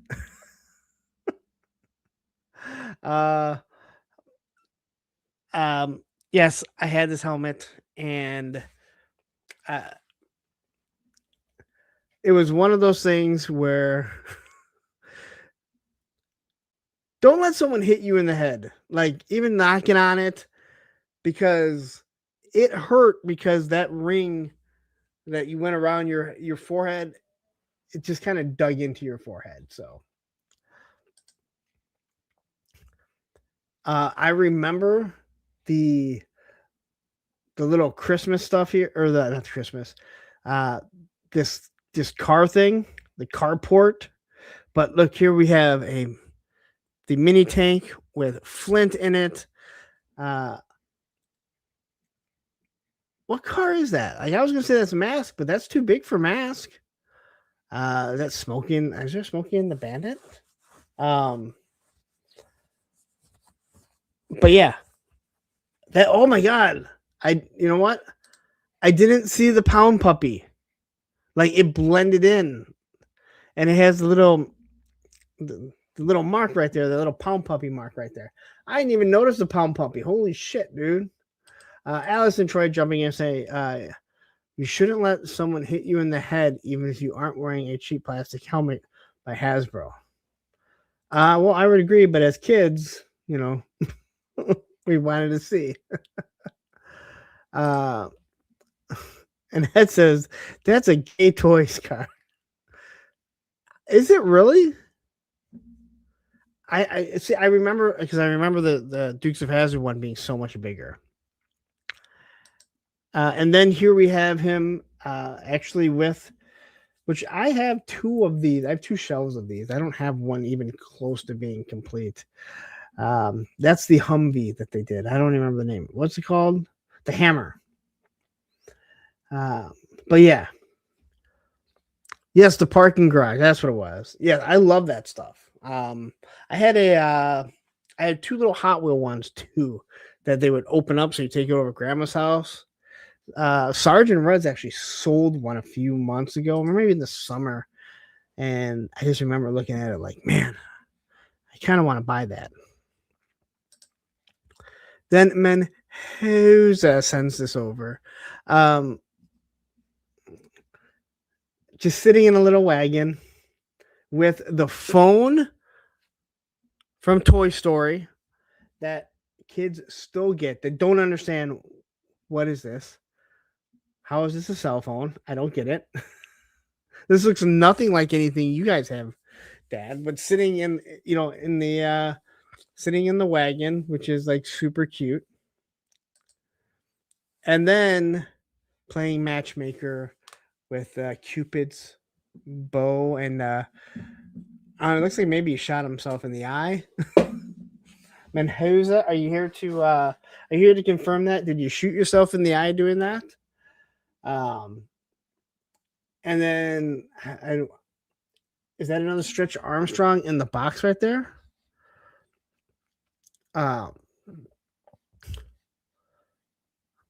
Yes, the radio flyer. Yep, the Fisher Price still makes all that same stuff, man. Talk about getting use out of your molds.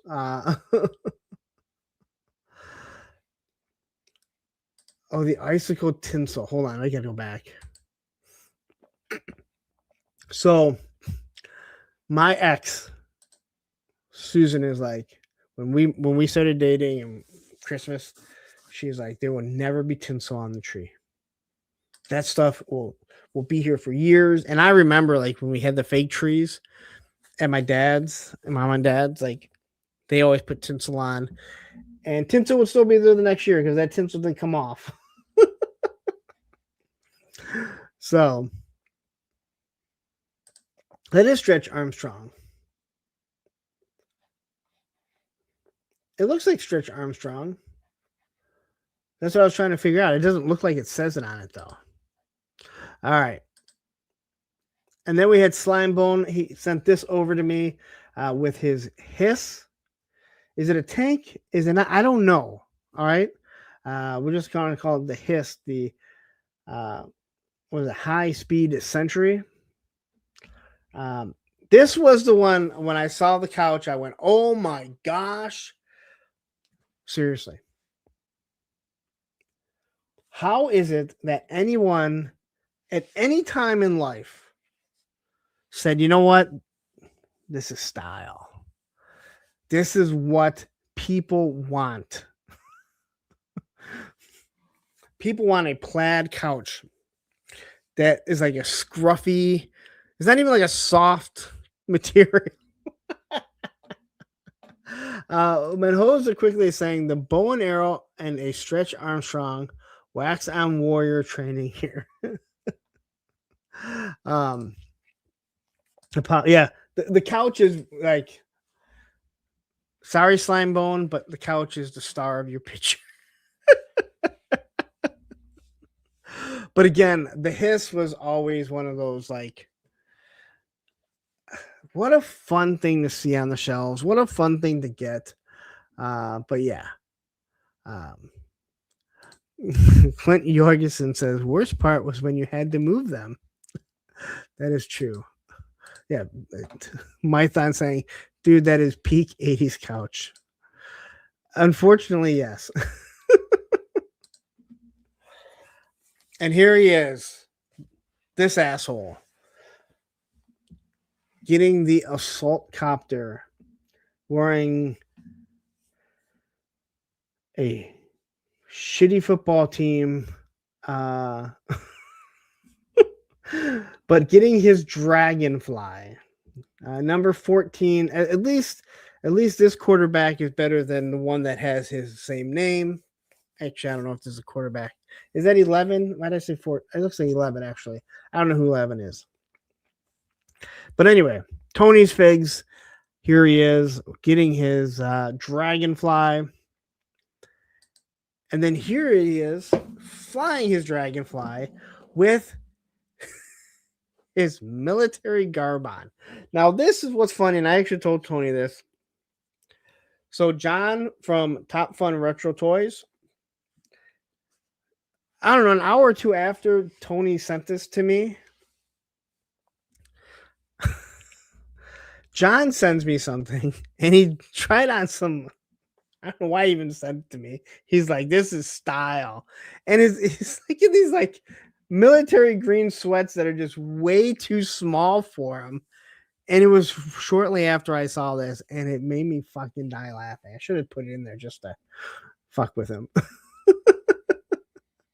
But yeah, this is Tony messaged me. He's like, did you get my pictures? I was like, yes, 4 eyes. Oh, Dave says, who else wore camouflage every chance they got back then? I think many of us did, to be honest. There's no doubt about that. And here we have Ventimus Prime, who was in earlier. Now, I'm going to 100% honest. I hope you're still watching. And if not, I hope you come back. I kept looking, going, why is he wearing boxing headgear? Tell me you see the boxing headgear. And then I realized, oh no, that's fucking Voltron. I told you guys, like, I never had Voltron. So I didn't see Voltron until later on. I don't know why. But I look at this, I'm like, he's wearing. So do you see it? Like, I looked at it and I'm like, why is he wearing boxing headgear? And that's when it dawned on me that, oh no, dude, that's fucking Voltron. And then is that Thunder Punch He-Man with caps in the back? There's Orko. I didn't even notice that you were playing with Optimus Prime. There's Skeletor riding Panther there. Like, I'll be 100%. I didn't like break down all these pictures when I was going through them. So I really haven't paid attention to other than like kind of what was like right there because you're adding all the stuff in there. Yeah, Skeletor and it was not Skeletor.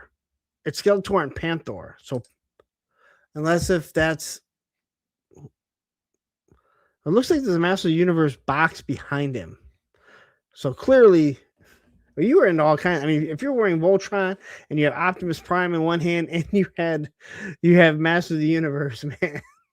But like, this is awesome. Like, you've incorporated like that Christmas where I got a shitload of different things. So this is awesome. So thank you very much. And like, this is, again, I knew certain people would send me stuff. I wanted the people who aren't always in the chat. Again, I want you guys to feel like, I want you guys to know you're fucking part of like this community, whether you're sitting here commenting, every second, like, Matthew, try not to correct people every second too. So seriously, awesome. Like, this is what I love seeing. And then Woody 222. And I'm going to be honest, the first thing that I saw was, oh yeah, you have one of those pictures that's all like fucked up. But I do see some G.I. Joe right there in the back. Is that it looks like Woody is the Transformer. What the hell is that? I want to say Skywarp, not Skywarp. Either way, someone will tell me. Jetfire, that's who it is. Yeah, I know who it is. I just couldn't think of the name. And I said it before I saw your shit too. But I don't know what G.I. Joe that is in the background. But again, that's one of these things with these pictures. Like, I'm sure Woody remembers exactly. Well, I don't know. Woody doesn't always remember shit. Yeah, I just couldn't think of the name. I know it. I knew who it was. I just couldn't think of what G.I. Joe is that in the back though. Because it's not a huge box. Cobra Battle Game. What the hell would that be? Yeah, Woody is starting to disappear in the background. This is the marble game. I don't know. And then here is Woody with his Optimus Prime, Robotix in the back. And I think it's hilarious that there is writing across it. That there's writing across the picture. I know we all have pictures that, and again, before anyone thinks like, hey, they probably wrote on it. We wrote on, like, our parents would write on the backs of pictures, and then they get pushed together, and the ink would transfer over. So I'm guessing that's what happened, because it kind of looks like it's backwards. It kind of looks like it's backwards. Oh wait. So Matthews, okay, I do remember the battle game. Matthew just sent me a picture of the battle game. Oh, he also sent me the starting lineup talking base. Oh, I do remember that now. I do remember the starting. Sorry, this is going back to G.I. Jetman's thing. Matthew sends me texts and I'm not paying attention because I'm doing this. But yeah, so thank you to Woody for sending this over. TK Storm. I'm not gonna lie. A little piece of me, my heart kind of stopped when I saw how the card was bent. Even though I'm an opener and I don't even have any cards left, I think I would have been absolutely, completely devastated if the card was bent like that and I opened it up, because the cross cell on the back, the file card, even though it's not bent where the file card is. But this is either the Cobra Trooper or the Cobra Officer. If you look closely, you can see the head right there. But I know I talk about how if the two figures were packaged back together, you knew you were getting like two Star Wars figures, two G.I. Joes or whatever. MCR says Santa Santa got itchy. I'm amazed Punk has worn it as long. Oh, Santa hat gets, it actually isn't itchy, believe it or not. It's a little warm though. It's a little warm. But yeah. So again, thank you to TK Storm for sending this. Anytime I see a picture like this where you can see how faded it is, or just the coloring in general, because the cameras weren't that great with a GI Joe figure, it's like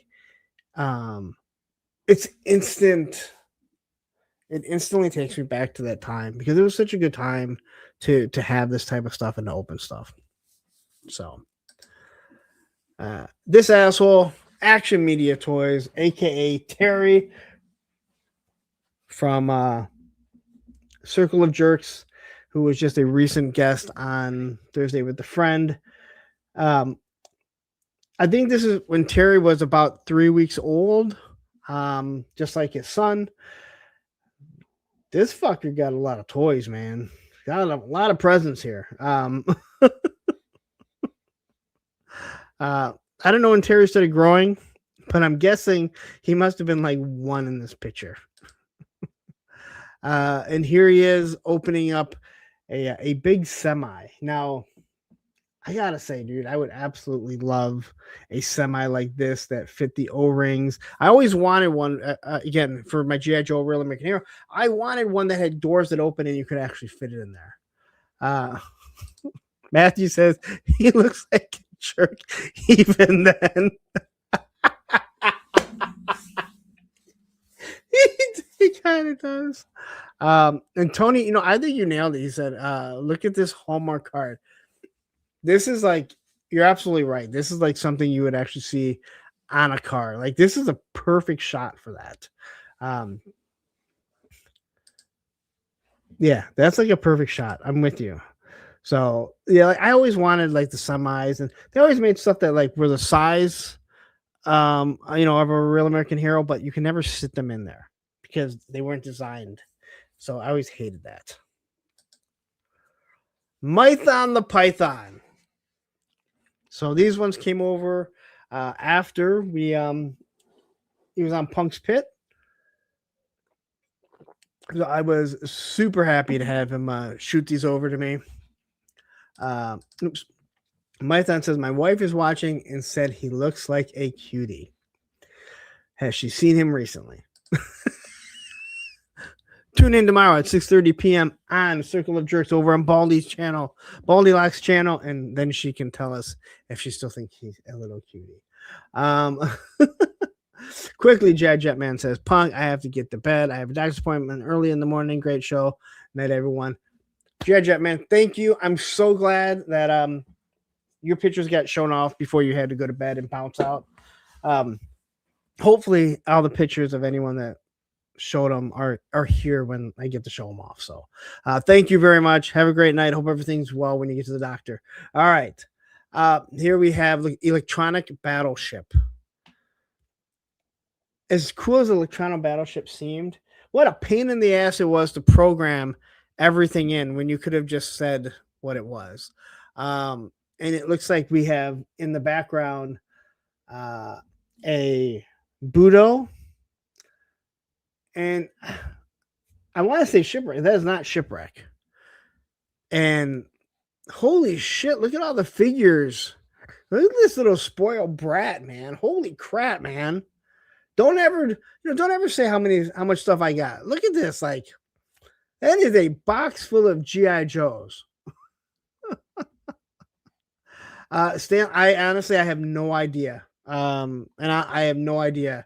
I just have them all in there, so I don't know what order I had them in. So unfortunately, I can't tell you.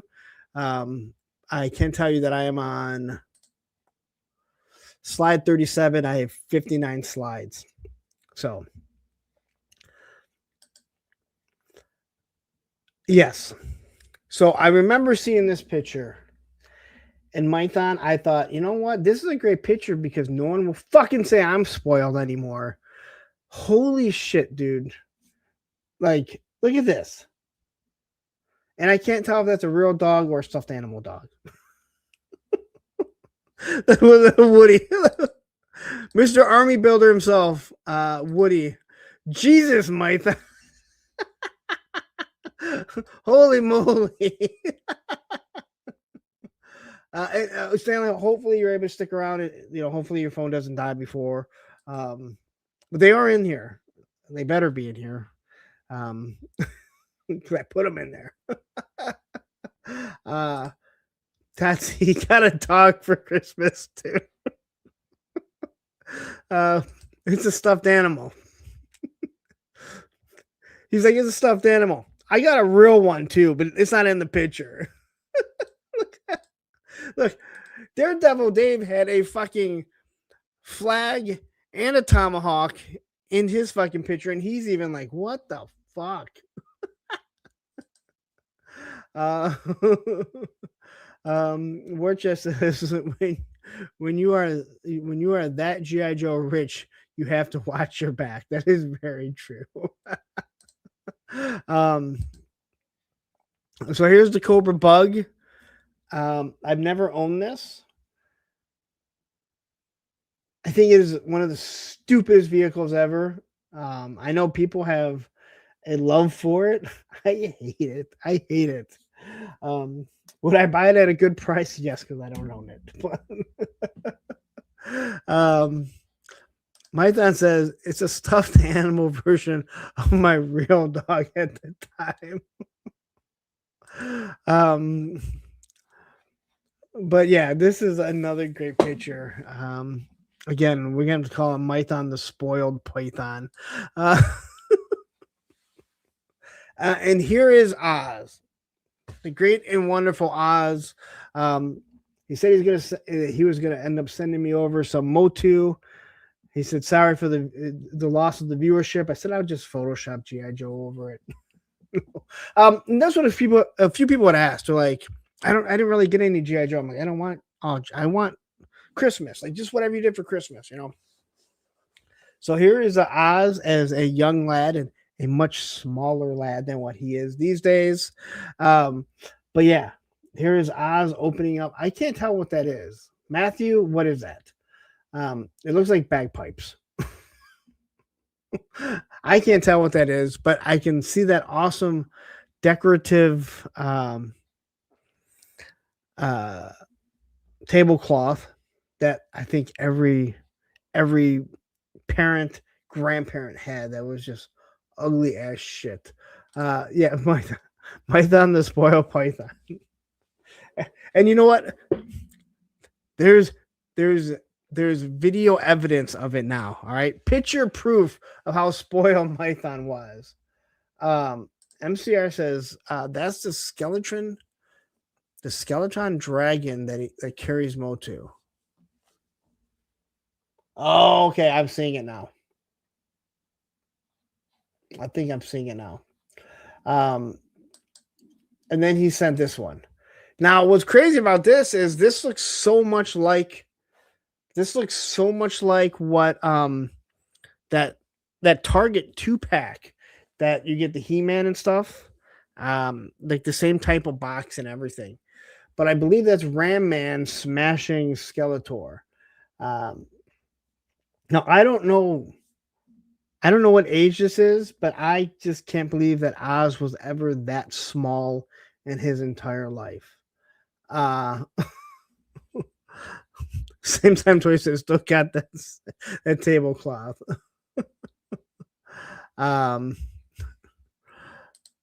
Yeah, I don't know when Oz could have been this small ever. Oh, this is the carrying case. Okay. See, if this was the G.I. Joe carrying case, I would have remembered it. I do remember the carrying cases. They all had carrying cases. Like every brand had to have it.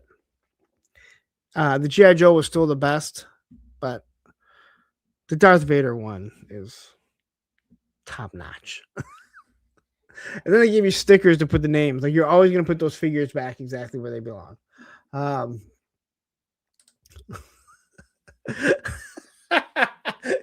night, all the spoiled kids lost their hair.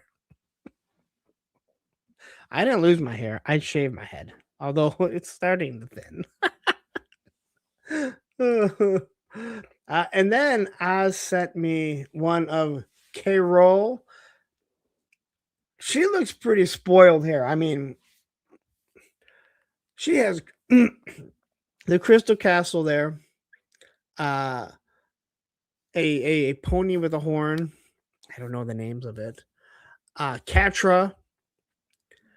I mean, Carol looks like she is. First off, she's rolling in pink. Yeah, Oz had a lot of hair. He doesn't anymore. But Carol is a very pink princess of power. And look how big that box is. Her head, as she's sitting down, barely comes up to the top of it. Anytime you saw one of those big boxes, sometimes you might have known what it was, but you always knew that it was going to be something obviously large, and it was going to make you the talk of your class, at least for a couple days, because you knew not everyone got one. But this is the one picture that Oz had of Carol, and he sent this over, and I'm glad he did. And Carol, I'm glad that you're here to actually see it, because I don't think Oz is here to see the pictures of him. But I thought this was awesome. And he told me, he said, I'm sending 3 pictures over, one of Carol. So, and I wish he would have sent the picture of his son. I told people, hey, send me a picture of your kids, like opening stuff too. And no one sent any pictures, which is fine because it would have been more pictures for me to add. All right. Shark Eyes. He had to find this, and he's like, I can't really find anything of me opening toys. And I'm like, that's cool. Like, I'm opening something. Now, I'm going to tell the story when we get to it. But first, we got to talk about that fucking TV in the background. We all know that TV would have fallen. We wouldn't know that shit starter, that dude that loves to fucking throw shots at people, Shark Eyes, he would not be here. If that TV in that background, which probably weighs 3,000 pounds and is probably on a very, very, very non-secure, shaky TV stand. Stu for Lunch says, did Shark Eyes get his Christmas gifts in November before all of us? There's a good chance. Oh shit. But this is pretty cool. This is cool. Like, again, whatever this big gift is. And here he is. He's, again, got that TV in the background. Now he's opening this package, and he was explaining to me. He said, this was the Christmas that my parents gave me the airplane tickets to go to that we were going to the US, right? He'd never been to the US. Remember, he's from Australia. And he said, this is when he realized, they snapped a picture when he realized that they were going to be going to the US. And this is what he told me. He goes, I don't really have anything open. He goes, because I have the pictures of opening the tickets, and then my expression when I realize that we're going to be going to the US for the first time. And I'm like, that's fucking perfect. I'm like, yes, send me that. This is awesome. Like, seriously, like, this is exactly the type of stuff. I mean, again, sometimes you see the excitement, your parents may have got it. Again, not everything was digital. Well, nothing was digital. So you had to snap it. How much film did we go through? But his parents being able to get this, this is the type of picture that you'll carry forever. I mean, even though the guy has no fucking heart whatsoever, he remembers this. And I was like, that's exactly what I want, and so he sent this over to me. Stu for Lunch saying, USA, USA, USA. And then we have Joe Fan 84. I always love train sets. Always love train sets. Never really got one. I always, again, it was in our, I feel like it was in the back of our heads that we need to have a train set to be going around the Christmas tree. It doesn't seem to make a lot of sense because where do you put the presents? But this is actually super cool. Again, I always love the train sets. I think this goes back to my world building. Just Joe Fan. Hey, it's me. Yes. I loved seeing the people that had like train sets, or that had slot car like cities, right? It was this little world building, little people, the trees all over. It's one of those things. I absolutely love seeing this stuff.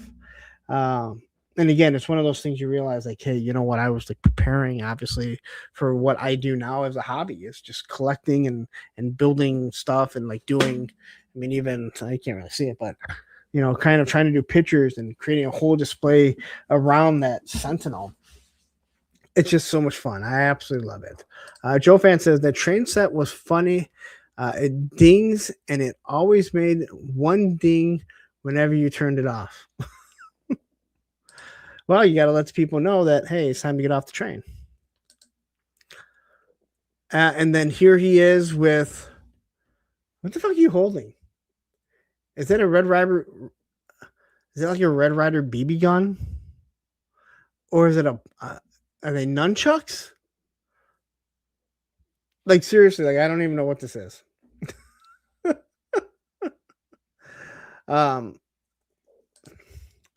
They are nunchucks. You're swinging them. Wow.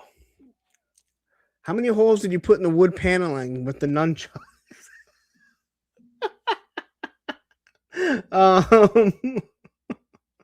And look at those drapes up at the top there. Holy shit. That is amazing. Well, of course, Matthew, are these proper nunchucks, or are you going to criticize his parents for getting him the wrong style nunchucks that he can't really use those?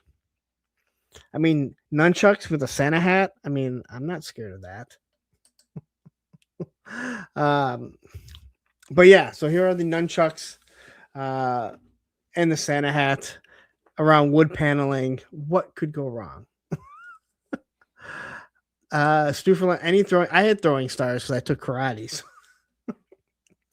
I probably put little nicks in all kinds of wood around my house throwing stupid fucking throwing stars.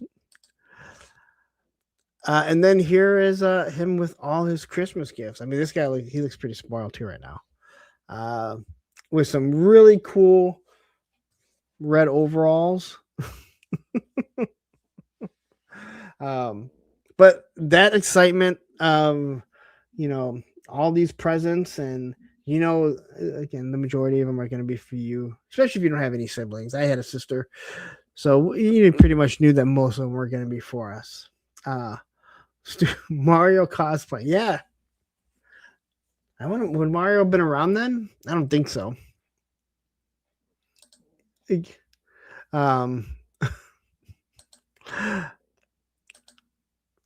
And then here is my moderator, Matthew.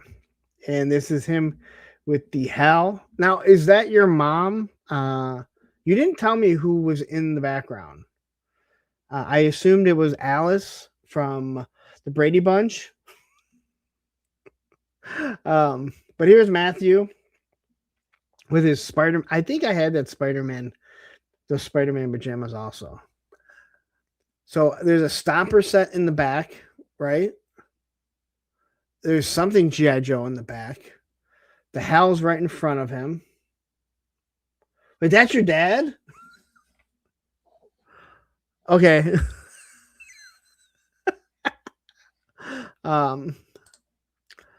Also, okay, so that's the vamp in the background. And that's not Alice. You see what I'm saying, right? Look at the couch. Look at the couch, and then you know how Crystal Ball used to hypnotize people.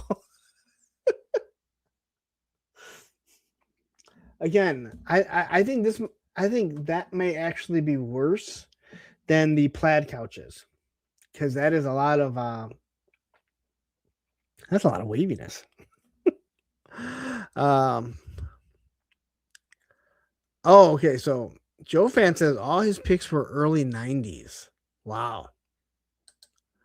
And then here he is in his little suit with his Dukes of Hazzard General Lee car. And he's really holding this with pride. And man, you had some blonde hair, Matthew. I noticed right away. I'm like, damn, that hair is blonde. That's why we couldn't figure out what picture was yours when I accidentally signed over it. I mean, I was so trying not to sign over it in that compendium. But yeah. So there's Matthew with the General Lee. I never had this, believe it or not. Yeah, what happened? Like, honestly, like, did it just change over time? And I had brown hair. I mean, I had very brown hair, and it became jet black. So black that people would tell me that I'm lying about dyeing him. I don't fucking dye my hair. But here's Matthew in front of the Christmas tree, and look at those awesome ornaments. And it looks like it's not tinsel, but it's that tinsel rope that you put around it. But yeah, Stu Flinch says, is that a ramen prototype? Tony says, I had the General Lee. You could open the top to put bone. I remember that. As long as you couldn't open the doors. So here's Stanley. Now, see his fucking pictures. You know, I rotated these too, and when it, for some odd reason, when it transferred, it didn't fucking transfer. It did this to another. You know, it did this also when I did the displays. So I don't know why some of these didn't rotate. I guess I needed to rotate them before. So here's little Stanley. It looks like a lot of tinsel, but the fucking picture's stretched. It pisses me off. All these presents around him.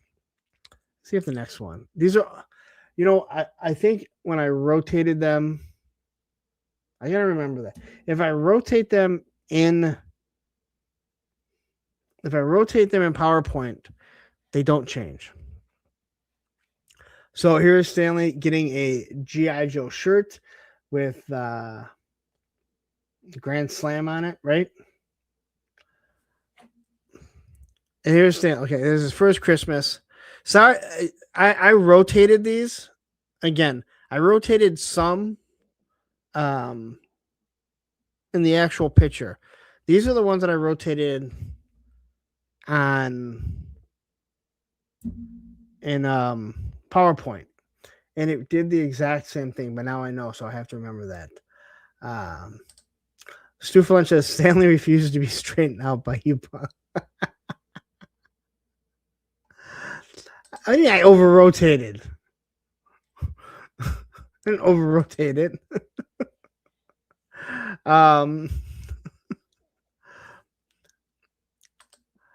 Stanley looks like the leader in these pics. Yeah, they do stretch it. And I apologize to at least both the people. I hope there's no more that are stretched. So here's art by Ackerman. He sent these over. So he's wearing his little Superman outfit, and he's big into his. He put like McFarlane as like his favorite fucking toy line. What the fuck, dude? Like, or it was up there, like top 5. Like, what the hell? McFarlane, really?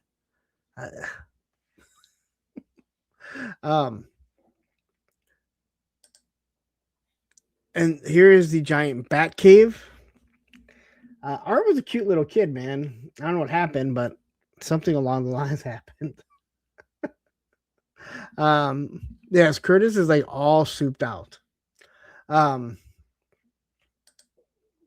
did he have cowboy boots on? Oh, you see, it's sitting in front of the slides, so I can't see it until it goes back. He is wearing cowboy boots with a tucked in Superman. And here he is with the Batman Mego. And then I remember these little cars, but I don't remember what they are. So, does anyone else remember what these cars are? Because it's like they're right there and I can remember them, but I don't know what the fuck they are. The Batman Mego, I knew like right away. Like, I know that thing. But I don't remember what the cars are, but I remember the cars. And then here he is in front of his castle Grayskull, where he is big into the Mondo castle, Mondo Motu. His stew for lunch said happiness in the arms of a grandma. It's because he got fucking toys. But yeah, look how happy this kid is behind his castle Grayskull, which I never had. Again, I wasn't a big Motu guy. I always loved going over someone's house and playing with it. I don't remember playing Snake Mountain, but I definitely remember playing Castle Grayskull, trying to put the swords together so you can unlock it. And then you're like, I can just use a pencil.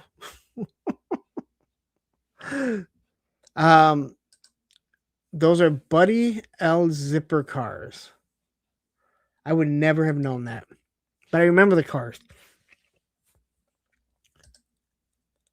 And same fucking thing, man. I'm pissed off. This aggravates the shit out of me. So, Shane, sorry about this, but you've already sent the leg off, so I'm not going to apologize too much. Shane with some G.I. Joe. Now, Shane was very spoiled too. I did not realize how spoiled he was till Woody goes, man, Shane had fucking everything.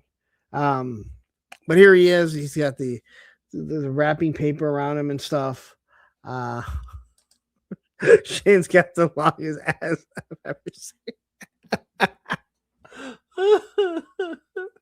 Oh, shit. Jovian says, "Oh, I forgot. I have an older sister. I was born on her 7th birthday. I was the youngest of the whole family. Now my son is."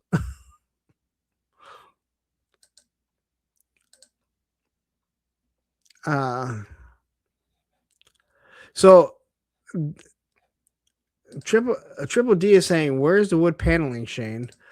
That is wallpaper. That is that, and I think I had this wallpaper. I think we had this wallpaper. That's that golden white wallpaper that looks like Marlboro cigarettes, the gold ones, not the red ones, obviously. So I think this one's gonna be turn 2. Fuck.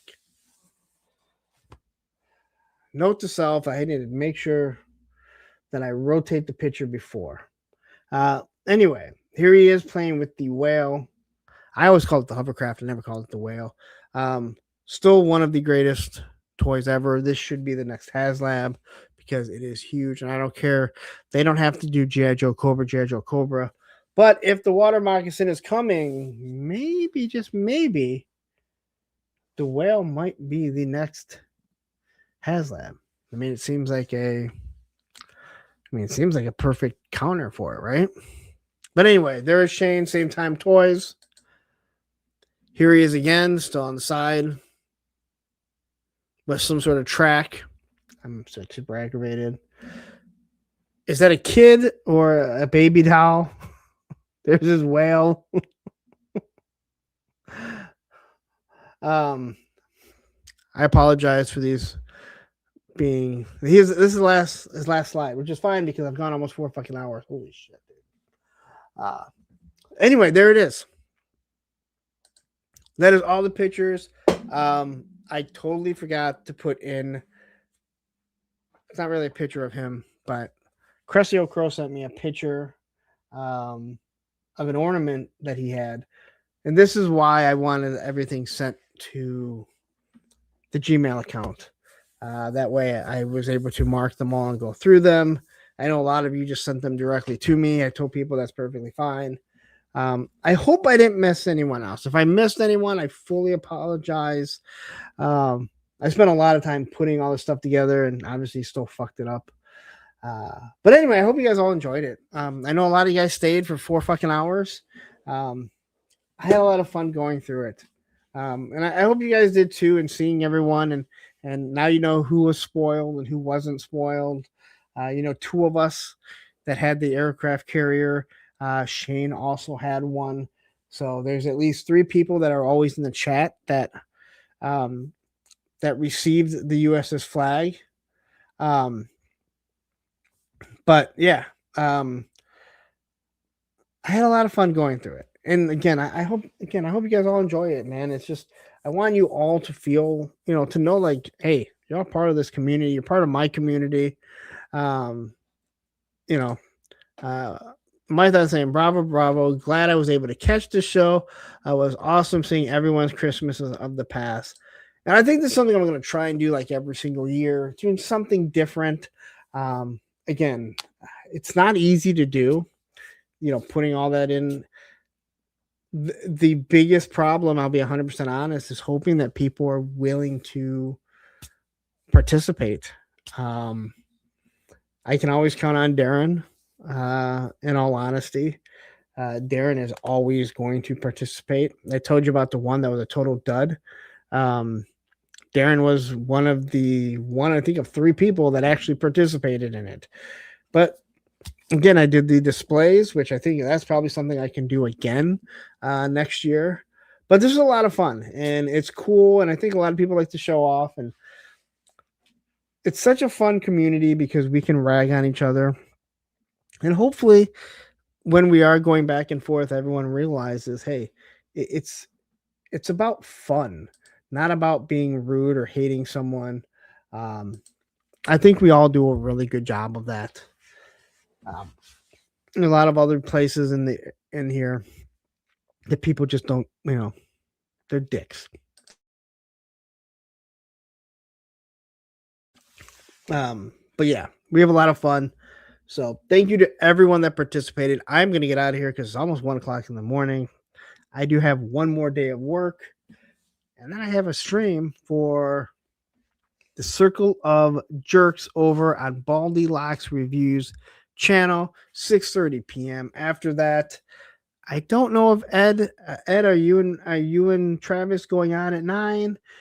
Possibly over on Ed's channel, and then at 10 p.m. Matthew and Pop Blender, they go live. They do their thing. It is a pop culture show. That's why it's called the Evening Blend, not so much a toy show. But make sure you tune into all of the shows that I've been talking about. It is greatly appreciated. I will be back next Monday. I'm going to commit to it right now. Next Monday, it is my birthday. I am going to commit to coming in on my birthday. I was trying to decide whether I'm going to skate, maybe do a show on Sunday. But I said, you know what? Darren was like, no, you have to be, it's your 50th birthday. You have to be there. You have to do a show. It's your normal time. All right, Darren, you're going to get your wish. I will be here on my 50th birthday. Shows you how little of a life I actually have. A birthday is just another day. Again, I'm not a person who celebrates that type of shit. But anyway, I will be here December 29th. I know the date because it's my birthday. I've known it every single day. every year. Matthew says, birthday show, you're taking the day off of work, correct? No. No, actually I work Monday and Tuesday. I don't think I've ever taken it off. I don't know. It's another day to me. My ex asked me, she goes, you want to do anything for your 50th birthday? And I said, wake up. And Olivia goes, that's dark. Well, it's true. My psycho crazy fucking ex, her birthday was the 27th. There are a few people that I truly hate in this fucking world. She is one of them. I hope your friend is not named Deanna. Anyway, I'm going to get out of here. Thank you guys all for tuning in. Next Monday, I will be back. Everyone have a Merry fucking Christmas. I don't know why I threw. Everyone had a Merry Christmas. Enjoy your family. Enjoy your kids. Hopefully they don't hate you. Hopefully they get everything they want. Hopefully you guys are able to get something. Again, I don't ever expect anything. I don't ever expect anything, but when my kids do get something for me, if they actually participate in figuring out, it always made me super happy. Ted Knight said my 50th birthday was on Saturday. So a few Capricorns right here. I don't care about signs. I just know I'm a Capricorn. Anyway, you guys all have a wonderful Christmas. I will see you back here. Well, I'll see you guys all tomorrow. And then I'll wish you guys a happy or Merry Christmas again then. Take care.